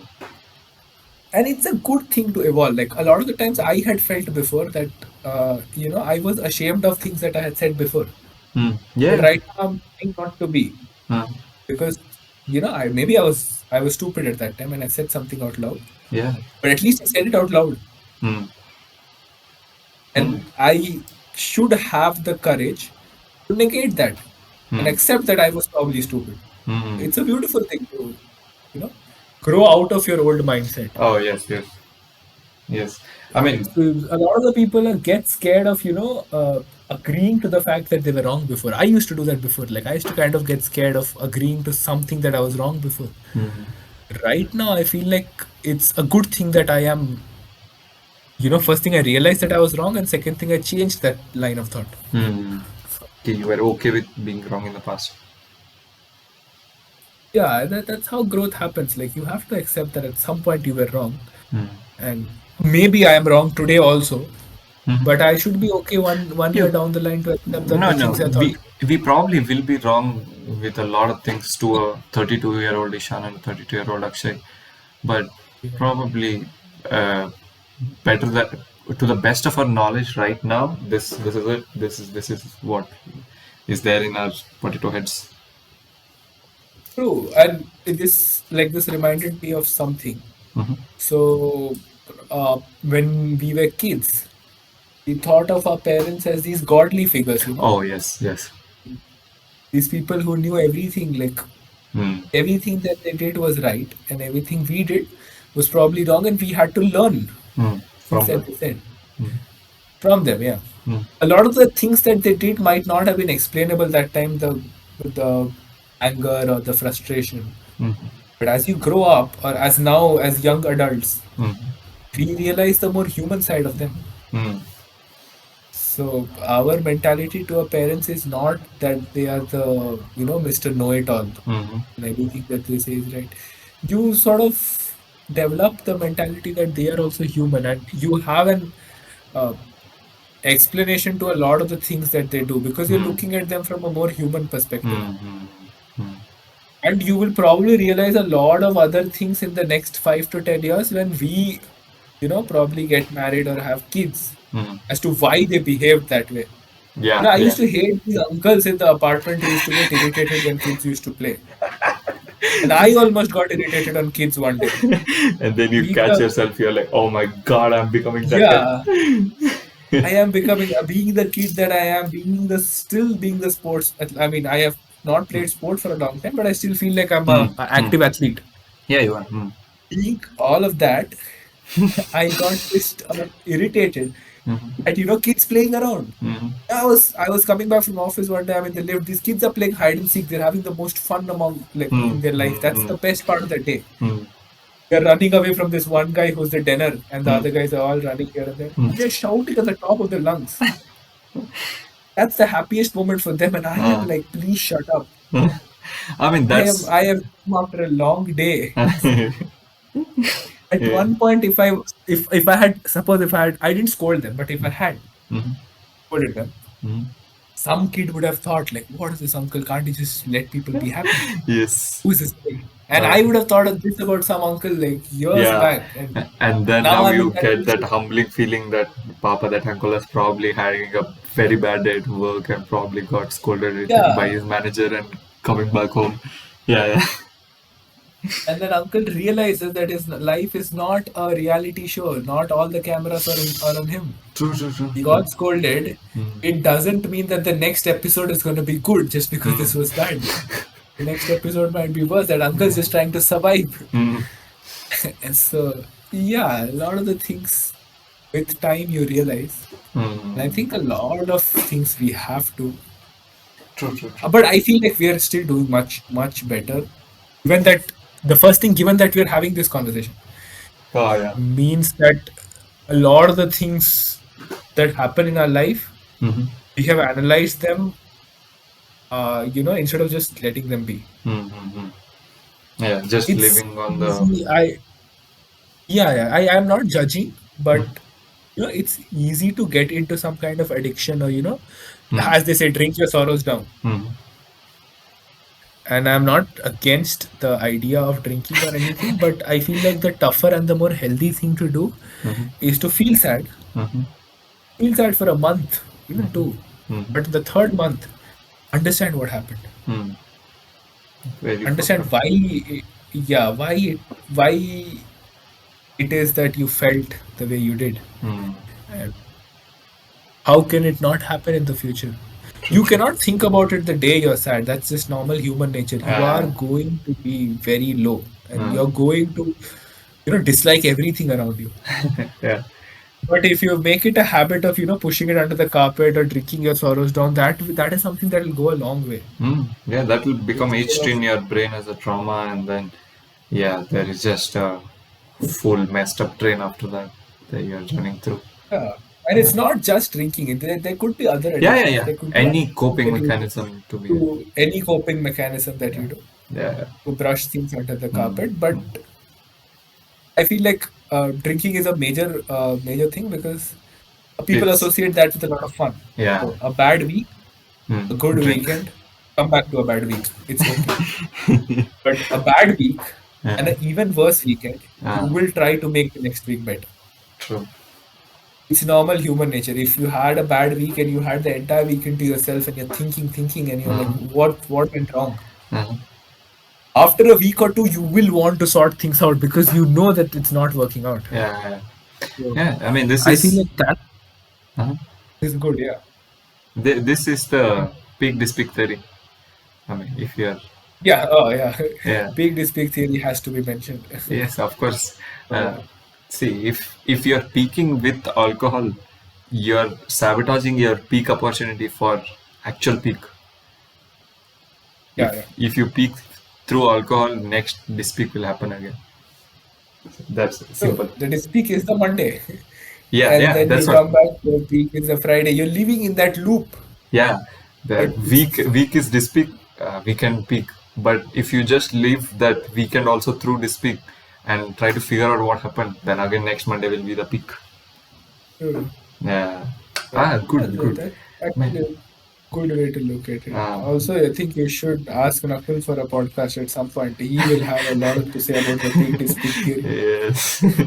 Yeah, yeah, I will. And he actually, like, he wanted to start a podcast. He even made a trailer of it.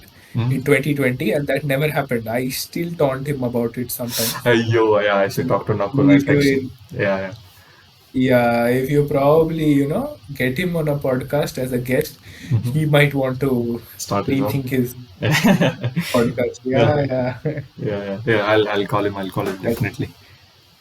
Uh, that would be a very good conversation between you both. I mean, yeah, you yeah, both have met each other like once, yeah, yeah. True. but That would be I like feel you're a still proper getting to know. discovery. Yeah. I mean, I don't know Yeah, how much so of what we are talking would be kinda clear to the viewers because we have a lot of prehistory, so yeah. probably we are just talking about some stuff that we both pretty clearly understand, and for a third party listener, that might be like, what are these guys on about? True, but we have simplified most of the things Yeah, we yeah, spoke. yeah. It's a very Hopefully, simple. yeah. Yeah, I mean that Yeah. is also that no, like most of the time the things that you do are not consciously done. Like it just happens and you have no idea that happened until somebody tells you, "Key, this happened," and you're like, "Ah, yeah, makes sense." Like it's so hardwired into your brain, key. That's like a very normal thing now. In the And sense, I didn't get it. like Like an example. I don't know, like peak this peak theory. Like we just spoke about it like Uh, twice, and we were like, yeah. I mean, it's pretty obvious from the title that what is peak this peak theory is. After every peak in your life, there is a dis peak, and after every dis peak, there is peak, and there is like a billion versions of this. After every sunset, there is going to be a sunrise, or after yeah, dark, there comes day.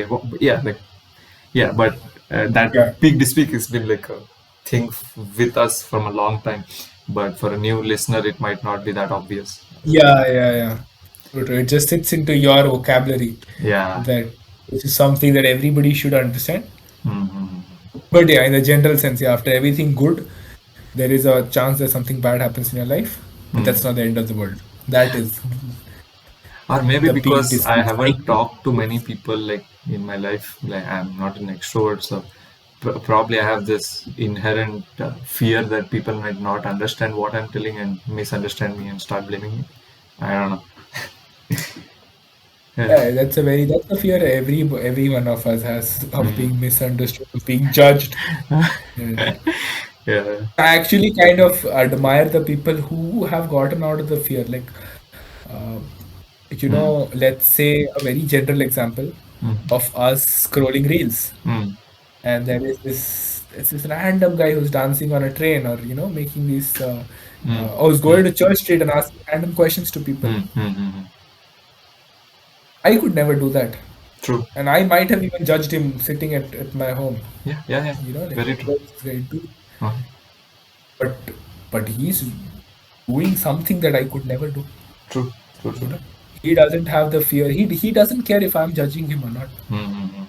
He doesn't care if there are 300 people, hate commenting on his post. Hmm. Hmm. And that Yeah. I feel is a good quality to have. Like, Yeah. I This mean, I they want to. make some very stupid content sometimes, but they have some, Yeah, yeah, uh, that guts to they go have there the out there. love, Yeah, the guts to yeah, go out there and do what they want. yeah, It's yeah. So But this guy in my office uh-huh. who is, he's worked somewhere, he did MBA, joined Mm-hmm. with us, but he's like, I think 4 or 5 years elder to us, 26, 27 probably. And he's very, very, yeah, again, I'll use the word passion, very passionate about expanding his Instagram page. Mm-hmm. So he buys all these different outfits and he makes all these videos of his outfits and he makes these gym reels and he makes these reels about, a shairi. Mm-hmm. And he has a separate page for Shairi. Mm-hmm. He has a separate page for Reels. Mm-hmm. And I can see it in whenever he's talking, that means so much to him. Whatever he's saying is not really registering, or, the Mm-hmm. gravity of what he's saying is something I can't understand. True. But to him, that means a lot. Mm-hmm. Yeah. And he's doing it. Mm. He's creating. It's not simple to create content every single day. We Yeah. feel like the person who gets viral. Mm-hmm. It's very simple to get viral, but sometimes when you go and visit that person's page, Mm. before getting viral, there'll be some 200 reels, and after getting viral, there'll be some 20 more that Mm. haven't got even 10K views. Yeah, yeah. And this is with 22 million views. Yeah, I mean, I know we know this So, by first-hand experience because we have actually gone to pages and seen that spike in the viewership at that one viral reel. yeah, yeah. Yeah, true, true, true. So to constantly create content Hmm. is very difficult. Even if it comes to a situation wherein people are like, okay, because this lady is good looking or this guy is like, very good looking, they're getting more views. Hmm. But that is to a certain extent. In social media, it takes one wrong reel Move. or Yeah, one wrong turn of events true. for you to become from the most liked person to the most hated person. Yeah, yeah, yeah, And that is publicity in itself, yeah. negative publicity, but Hmm. I don't think anyone would want that. True. So it's not simple to create content and to go Mm. beyond judgment. And that's something I have started to admire in people. Mm. It wasn't something I'd admired before, but you unlearn and you learn True, something new. true, true. This is one of the reasons why I kind of admire Gargi a lot. He, she's Mm. like a lot of comments get passed here. What is she doing? This, that, all that stuff. But then she stuck to it. Like she's doing pretty well, really good now. But yeah, like initial days when there were like barely any views, and but yeah, she stuck her neck Yeah. out and actually did consistent videos and content output. And then now she's in a pretty good place. So yeah, I get where that thing is from. And Yeah, also, true. And she did that in a college environment, right? And college yeah, environment can be yeah, hostile. it's very toxic. Yeah. For her to, and it also stems down to a lot of people wanting to be in her place. She Mm, got internship in Microsoft. That's when she started the page. true, true. So a lot of the people would just want to be there, and that resentment pops up from there. Mm, Like, she mm, got mm, into Microsoft, and what is she doing? Like, she's mm, making content and everything. mm, But to stick through all of that mm, is actually that's something even I was very impressed right at the beginning. mm, That she wanted to do something and she stuck to it, like mm, making mm, content and even engaging with people online. That's not mm. simple. True, true. They say no. People only want you to do good until you don't surpass them, because when you're starting out, you remind them of what their possibilities are, what that could be done, True. and once you reach a certain stage and pass them, you remind them of what they couldn't be and what they are not. So there Yeah. is that resentment that comes in because Build you up a lot remind of them of, their own, yeah, failures or lot of given up opportunities. your own insecurities you Hmm, can push hmm, upon them. hmm, true. And on the other end of the spectrum, as people, we should also learn to, not look at anybody's success as a race or Hmm, as a hmm, metric to measure ourselves. hmm, hmm, hmm. Because, and that's something, it's human nature. Every one of us does that. True, true. So even if it is, let's say, um, your friend coming up and telling you that he got a better offer at some other company, Hmm, your first reaction would be, hmm. what am I doing with my life? Yeah, yeah, And yeah, your yeah. second reaction would be to congratulate him. Yeah, true. That's very inherent. Like, what am I doing with my life? And this hasn't started for us yet, but say 3 years down the line, Yeah, yeah, yeah. one of When our actually shuffling friends, starts, yeah. yeah, no, leave a company for now. Like, Hmm. one of your friends puts up a story that he's got engaged. Hmm. You will Yeah. start questioning a lot of things in Oh your my life. God, yeah, different leagues. Yeah, true. True, true, true, true. Very true. And if it's somebody you know very closely, and you're Hmm. like, okay, he's settled, like he's actually Done, yeah. this part of his life is sorted. Hmm.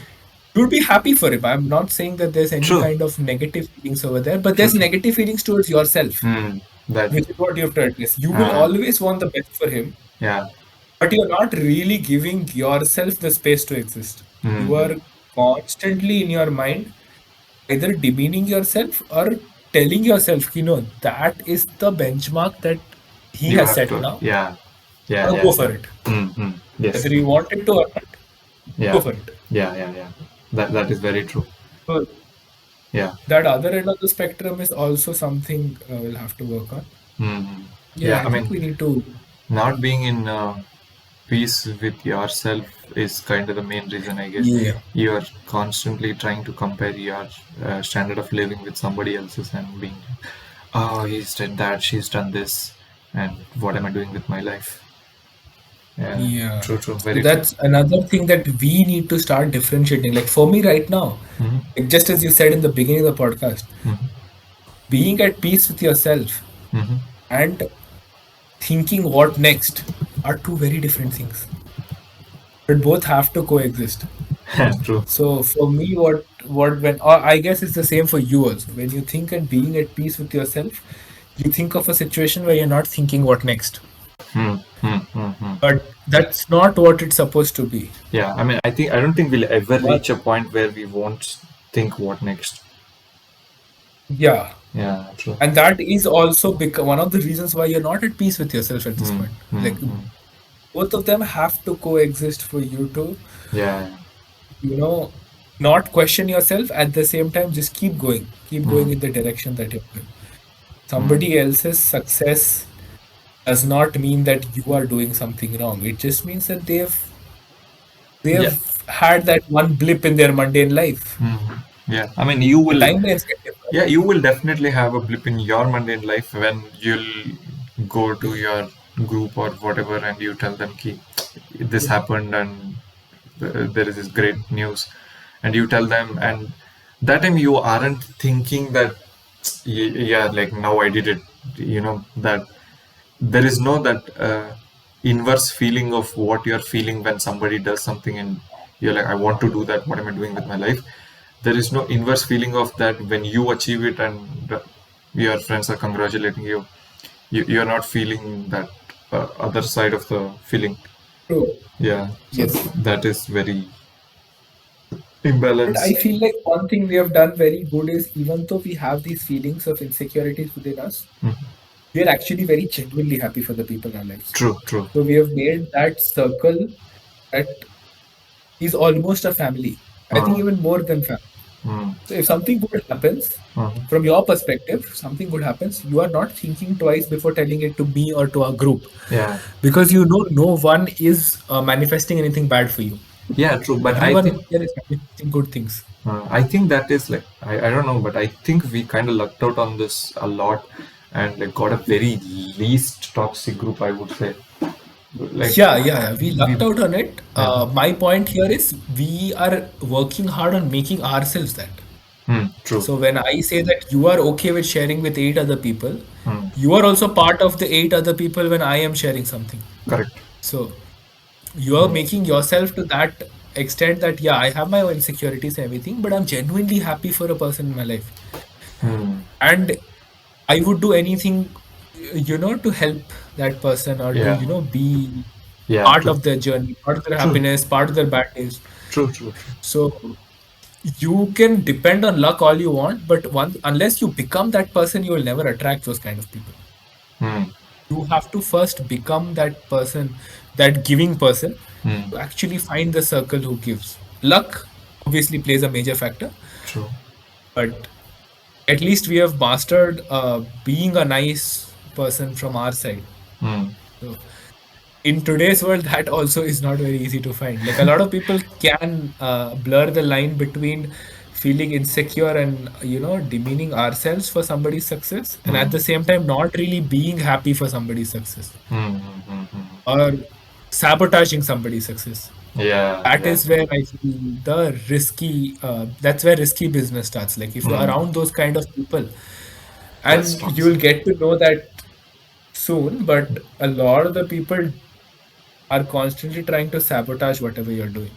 True, It true. might even be through just words. It Hmm, might not even be actions. It might just be very negative or, you know, very, I hmm. mean, you get the point. Like Yeah, yeah, demeaning words there's a and narrative built around you. yeah, Yeah. There's yeah. a narrative built around you that Hmm, it's not worth it. hmm, You hmm, shouldn't push.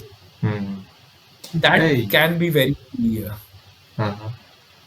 disturbing sometimes. Yeah. Hey, what are we doing? It's fine. Today we'll just go hang out at this place. We'll just go to this party. It's fine. You can just skip gym today, or be like, hey, what are Yeah, you yeah. doing? It's okay. Just come off. What is it? Yeah, yeah. I Yeah, get it's it. like I the get it. smallest part of appreciation that you can Hmm. give that can make somebody's day. True, You true, know, true. so I've been around people.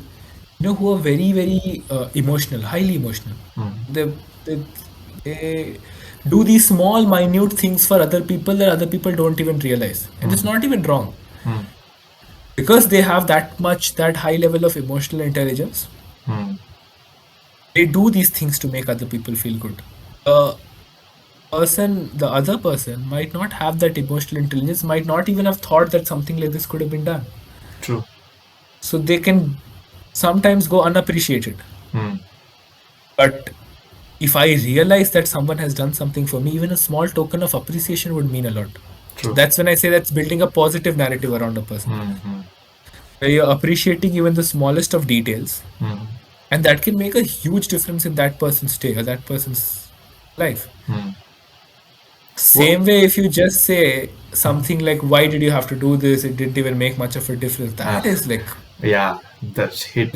And there is like always that hit. this devilish voice inside you that is telling, that is already telling you, ki, this is not worth it. Don't do it, man. Come on, just go sleep. And somebody just Yeah, yeah, affirming that voice a tad bit just wreaks havoc inside your mind, and you're like, oh my yeah. god, what am I doing? Yeah, true, true, true, true. Very true. True. So that small bit of appreciation that you give to Mm. somebody because they're there for it. It Mm. might not even be you. Like I know people who are just givers, like who are very, very Mm. Mm. nice people. Mm. And they don't necessarily they are around good people, Mm. but they're not appreciated enough. Mm. And when you give so much, you can get drained very easily. True. But I try my best to, let Give. them know that I'm there and Mm. let them know Mm. how much I appreciate them. It could be not very often, but Mm. whenever I get the chance, a small thing of appreciation could do a lot of wonders for that person Mm. at that moment. Like maybe that's all they needed at that point. True. How do you think So, a person starts appreciating these minute details if they are like not even able to observe it? Probably because like nobody did such things to them in the past, or whenever they tried to do some small things to people, it was just neglected as the obvious thing to do, or like the conventional tradition to do, and there was no actual appreciation given to them, and they just assumed that that was the convention, and these are like just the routine things. And whenever someone does something nice or small sweet things to them, they're like, yeah, fine, okay, cool, and then they just go about their day. But yeah, it would be very helpful for them to actually appreciate, and that would build a very good relationship. But how would a person who is stuck in this trap of obliviousness uh, to the requirement of such a appreciation in the first place go about see, you actually communicate. appreciating? Uh-huh. The first point is communicate. So it The has to start firstly with the person who feels that they're not appreciated enough. mm, They have to communicate that mm, this is what I feel is going on. mm, This is how much effort I'm putting towards you. mm, And I'm not saying it's a competition, but I am doing this. And I feel like I'm not being appreciated enough. That's 60-70% of the problem solved. so, The first person communicating. Now it's the second person reciprocating. mm, Now that you know that the first person is going through so and so emotion and feeling that they're not appreciated, you try to ask them, you know, mm, what is it that you feel like is not going right over here? And that's how it always starts. A problem is never going to be solved if you don't mention out the problem. No one is going to read your mind. correct. Yeah. So as people, all we can do is we can build an aura around us where people are open to talk to us. Mm, That's the only thing we can do. Everything else will only be solved through communication. But if you shut down a communication as soon as it starts, yeah, shut true. down a conversation as soon as it starts, just because that conversation is alien to you. Mm, yeah, yeah, that happens a Now, lot. Yeah. because I might not be a very emotionally intelligent person, all these things seem very mundane to me. Mm, All these things, I'm like, yeah, I mean, you're doing all these things for me, but mm, I mean, it's not really making a huge difference to my life. mm, If I start going down that line, it is not going to work. I have to start putting in some effort to understand the other person. yeah, yeah, true, true, true, To very be true. like, yeah, maybe this small bit is not something that's making a direct impact to my life, but once it goes away, I will realize what impact it made. Yeah, yeah, yeah. I have to think in a larger picture at that point. Mm-hmm. But it starts from communication, and then it starts from being open to newer ideas. Mm-hmm. Because if I alienate that part of, that emotion of somebody else's life, Mm-hmm. it's gonna be difficult. When like for my entire school life, suppose I wasn't surrounded by nerds, Mm-hmm. I was the class topper, Mm-hmm. and I was hanging out with all of these people who had nothing to do with studies and everything. Mm-hmm. So that was my comfort zone. Mm-hmm. Hang out with them. I never realized, or I could never relate to why somebody would feel sad if they didn't give an exam properly. Some people, their entire mood depends on one. It Correct. might not even be JE, like not even to the extent of JE. Correct. Correct. Even probably a mock test that didn't go well. Yeah, yeah, I'm guilty And of I that. think you can relate. Yeah, yeah, Yeah, I'm you can very much relate to that. guilty of that. Yeah.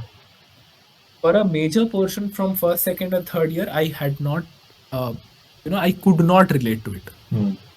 Even now, I cannot relate to it, but I understand Mm. Mm. that yeah, this is something that is important to you, Mm. and if it doesn't happen well, and you're having a bad day, I'm here. I can listen to you, Mm. even though what you're telling me is not making sense. To me, it's not making sense. Mm. For me, if I get 20 out of 50 or 40 out of 50, it's the exact same thing. But to Yeah. you, it makes a difference Yeah. because that's important. And Yeah. if a conversation with me is helping you, sleep Yeah. that night or Yeah. making your day anything better, I am there. This is the openness that I'm talking about. I do not have to understand all the emotions you're feeling. Mm-hmm. All I have to do is tell you that it's okay to feel them. I'm here. Mm. That amount of conversation is enough Mm-hmm. because no one is going to understand anyone else completely. All that, I understand somebody to uh, like Mm. completely, and all these fairy tale love stories, as they call Uh-huh. it, Uh-huh. doesn't happen. Yeah. No. You do pattern recognition, Uh-huh. you understand people's patterns, how they behave, Uh-huh. you get acquainted with all of that, but you'll never understand somebody else's emotions completely. Mm-hmm. I think there is also, like, as I just mentioned before, that this devilish voice inside you that is already telling you that whatever you're doing is wrong, and then there is just one affirmation from the outside world saying that, yeah, this is like not gonna work, and you're just lost in it. I also think that whenever there is a bad day, there is a part of you that's telling it's okay, bro. This is a mock test. Like, it's not gonna change anything in your life. Like, after tomorrow's results come out, like everybody, literally no person on this planet would remember those marks or remember that result, and that voice is already there, and just having an outlet, uh, with like friends like you or Chavan or anyone from the gang, just having that outlet and having them reaffirm that, I would call like a peacemaking voice inside us, uh, it just boosts that part above the anxiety creating part, and then yeah, you're like just whoosh. You don't necessarily have to give me the things to work it out because I already have it in my head. I just need a Yeah, little bit of a push to use that part. That's all. true. So yeah. No one comes to anybody for advice. Hmm. They just come for a comfort, the Yeah. comfort of a listener, the comfort Yeah. of a person who let you be yourself for some time. Hmm. Because all of us are smart. Yeah. Yeah. True. Nobody True. is stupid anymore. True. True. True. And All probably you most need of us to know do, how to handle our problems better than anybody else. yeah, Yeah. True. yes, not. I mean, sometimes yes, advice can work. Sometimes you're it's so much into a problem that you're not looking from a third person Yeah. perspective. Yeah. You Yeah. are That time it involved. can. I Yeah. have been there. Mm-hmm. Advice can help, but most times it's just a person who listens, Mm. a person who understands. True. True. True. So that is what we need to strive to do is, I feel, to give an environment for people to talk, Mm. Yeah, to to give a create very that welcoming, non-judgmental, welcoming aura when you yeah, walk around. Yeah, true, true, true. that you can talk about it. It's all right. Mm. Whatever is happening is all right, and have the trust that the other person will work it through. I Mm. do not need to intervene. I do not need to do anything, but I'm just there. And Mm. once you develop that aura within yourself, Mm. you sort of start attracting those kind of people. Mm. Mm.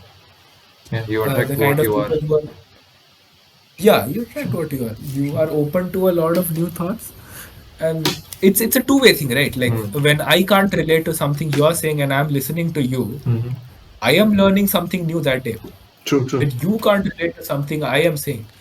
When I go to practice and I drop a catch, come Mhm. back, like, shit, I did this, and I'm Mhm. thinking about it the entire day. You can't relate to what's going on in my True, mind. true, true.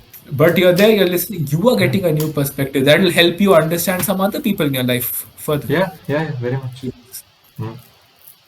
But if you're not open to it, if you're of the thought process that, yeah, whatever I think is gospel, and beyond that, I am not even trying to, Yeah, not even trying to push my boundaries. Yeah, comprehend. yeah, Yeah, I'm not trying to push my boundaries. yeah, Then yeah. it's going to be a very difficult I mean, situation. you do run into guys like that. Like they just think whatever is there in their head is the final absolute truth, and there is no convincing them. You sit with them, debate with them, and you give the most universally relevant and like the proper truth with all the evidence to them, and they're just gonna be like, nah, no, that's not it. This is how it is.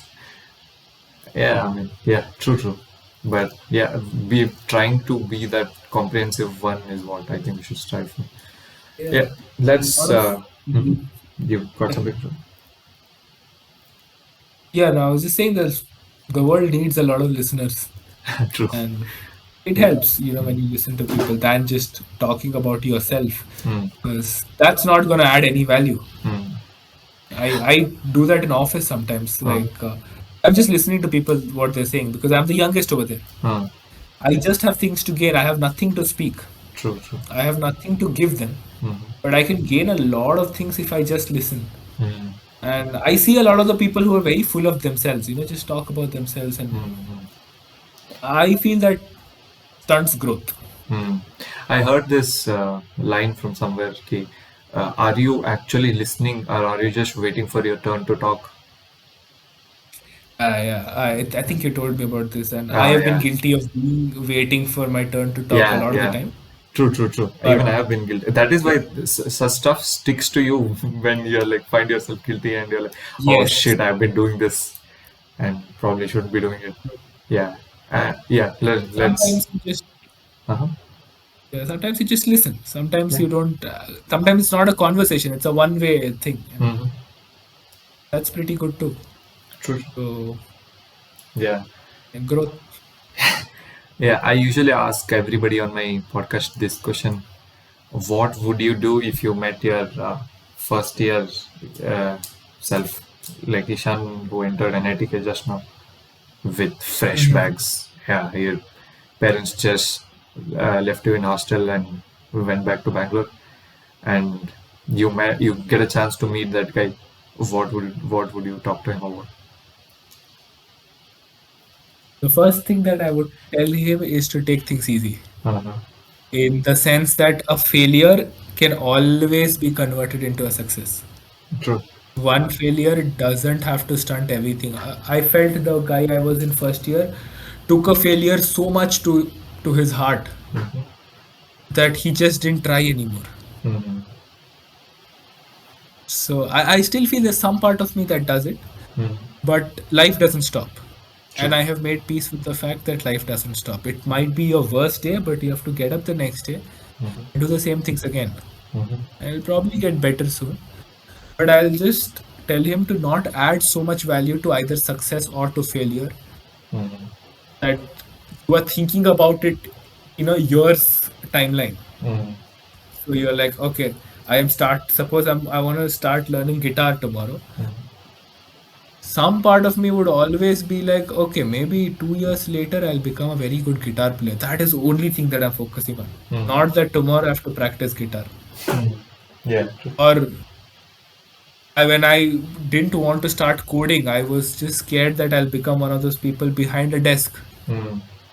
I didn't even give coding a shot, and I was like, no, I don't want to become this. Mm-hmm. But it's not that bad. I am happy with my job. True. True. I am happy. So I would say that don't associate so much value to even the smallest of things. Mm-hmm. Everything is temporary. Everything will come. Everything will go away, and new things will happen. Mm-hmm. So I, that is one thing that I would mm, really say to the first year. I think you should also introduce him to the big district cycle. Yeah, I think I should. The peak to speak cycle, that would help him a lot. Yeah. Yeah. That's the only truth. That is the gospel. Yes, yes, that is it, guys. Also, I think a lot of this is like in hindsight observation that I have done. A lot of your, a lot of things initiated by your dad in your life have been something that you have kind of stuck to or given it a very good shot at. Like your dad kind of initiated you into cricket, so you ended up following cricket to a long extent. If I remember correctly, the person who changed your mind from I don't know, I don't want to code and become this bench worker to actually start studying coding and SQL and stuff was your dad. Yeah, and Mhm. even now, I think you recently started reading investing books or started focusing on this growth. I think even that was in some way catalyzed by your dad. That was actually catalyzed by a lot of other events in our life, in my life, which I'll True, not true, go to right now. true, true. No, yeah, But I understand. yeah, a lot of the things I do, and like my dad has always been that kind of person in my life who's introduced me to something new. Hmm, Because my mom, throughout her childhood, didn't have the opportunity to explore anything new. hmm, She was, financially burdened into hmm, just studying and getting a job. hmm, So her style of parenting also was not very innovative. Like she's been this huge pillar in my life. hmm, I, you already know about it. Like hmm. I have a very good relationship with my mom. True. Like respect her a lot. Hmm, But my mom also knew that if my life had to go beyond just textbooks, hmm, my dad had to play a part in it. hmm, hmm, So I feel like for these things, my dad has played a part because he has lived most of his life alone in a boarding school. hmm, So he has had time to, experiment and do a lot of things. But there was nobody to tell him what to do, what not to do. hmm, So he added that flavor to my life, wherein he could introduce. There are a lot of the things that he tried introducing me to that I didn't pick up. He really wanted me to play chess, but I oh, could never pick that up. Yeah, yeah. he really wanted me to go into fitness and everything, but I picked it up a lot later. He Uh, used to send me for jogs mhm, in the morning at 6:30 when I mhm, was about 11. mhm. I used to be like, all these people around are judging me. Like, why would a random person just run? Oh, okay, okay. I hated that. Uh-huh, Yeah, I was like, why would a random person wake up and run? uh-huh, And so he tried a lot of these things and he added, yeah, that's a pretty good observation actually. I never really uh-huh. thought about it. Yeah, yeah, no, So, that's all right. That's yeah. why I bought it. And also, I mean, obviously, you wouldn't randomly tell me about you feeling shy running at 5:30 in the morning when you were 11 or 11 that was being pushed by your dad. Uh, Mhm. but you would tell me when he asked you to code and you coded and you got a job. So I think there is like a Yeah, little yeah. bit of a bias there. Wo- Not There is a everything that bias is there, done. but Yeah, yeah, true. the bottom line would be he added that, extracurricular part to Mm-hmm. my life. Like when I say that my upbringing was more into an all-round upbringing, not just studies. Mm-hmm. Studies was obviously a main focus in my family, like most Indian families. Yeah, yeah, I mean, Like you true. have to ace your studies, everything else comes next. Uh, But there was an everything else factor. uh, With a lot of the Indian households, there is no everything else. There's yeah, just studies. yeah, yeah, It ends over there. And I think you could relate a lot with that. yeah, yeah. That But is my house, like there was 99% that and nothing else. Yeah, my dad got that everything else factor into it. Like he bought me a skipping rope in between, and I became really good at skipping. Mm. So now that I think about it, all of these new experiments were brought about by my dad. Yeah, good stuff. It works well. Yeah, yeah. Good shit, good shit. I think we will wrap it up. So yeah, I think this is your longest episode, so I think it's beyond 2 hours yet. I mean, so far. No, we are at 1:59:30. 30 seconds to go. Well, Yeah. I think we'll wrapping it up will make it past 2 hours, Yeah, but yeah. I yeah, mean, I'll still add intro and stuff, so it will become more than two. yeah, Yeah. Do pretty you good have? conversation. Yeah, two yeah. I mean, hours. I really don't want to end it. I still have a lot of things to talk about. But I mean, you are here only. I'll call you again. What is it? Yeah, we can have a part two, a sequel of this episode. Yes, sir. Not sequel, it will be a different thing, but yeah, we'll have a Ishan part 2. Yeah, it'll be a franchisee, the same characters but different Yeah. Okay. talking points. Uh-huh. Yeah, do you want to convey anything to people, plug in any stuff you want? I don't want to convey anything, but a huge shout out to you to actually starting the podcast. Like, I'll be honest, I haven't seen the podcast. I haven't heard the podcast yet. Mm-hmm. I've heard the trailer Mm-hmm. because I was really happy when you sent the trailer in the group. Uh-huh. And you know how I am with consuming content. If it's more than 1 minute, I'm out. Yeah, true. So the, the trailer fit that criteria. And Yeah, this man started Suits, yeah, like watched some 10 episodes, and then stopped watching. yeah, Can't yeah. fathom So how a person can do that. Yeah, yeah.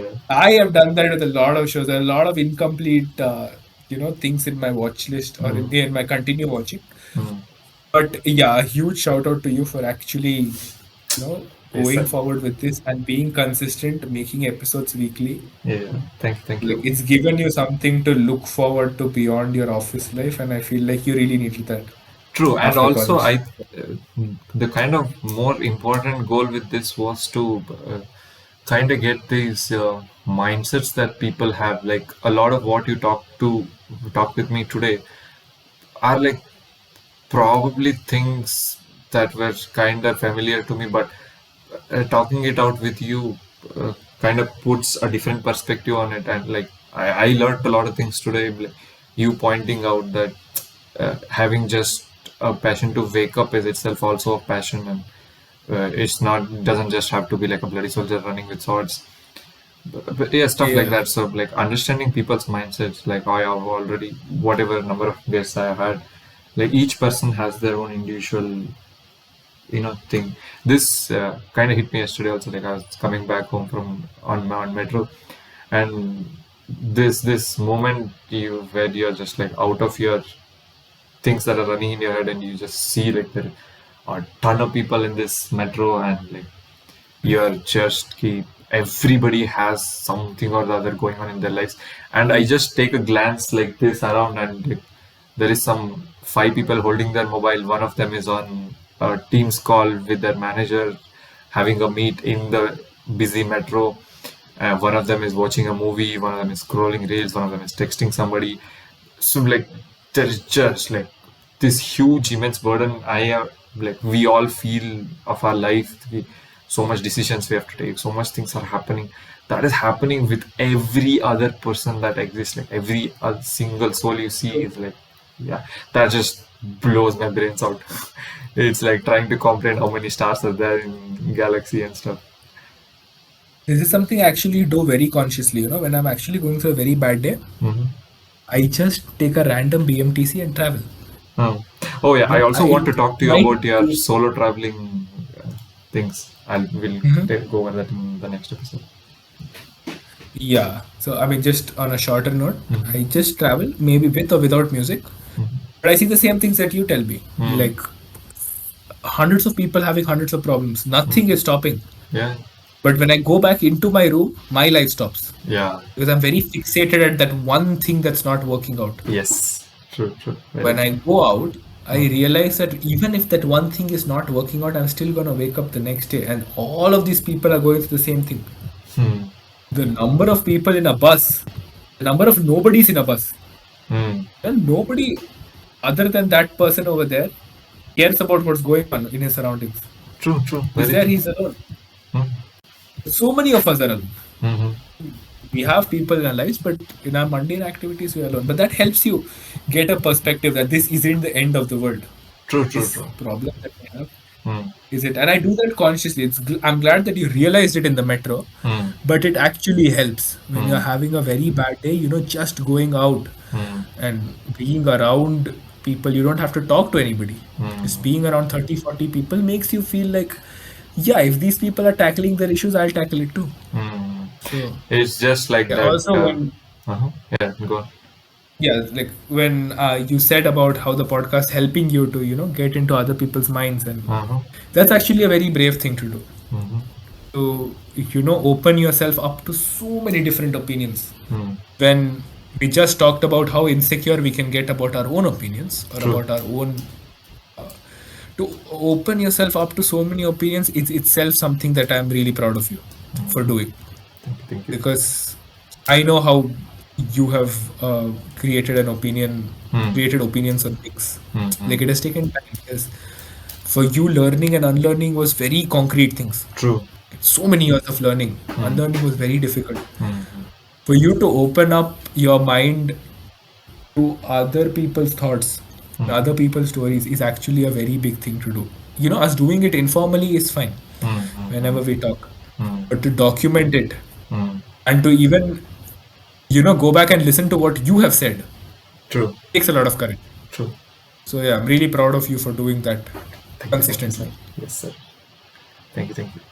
Well, Ishan Bhattacharya, everybody. Thank you, my boy. Bye, boy.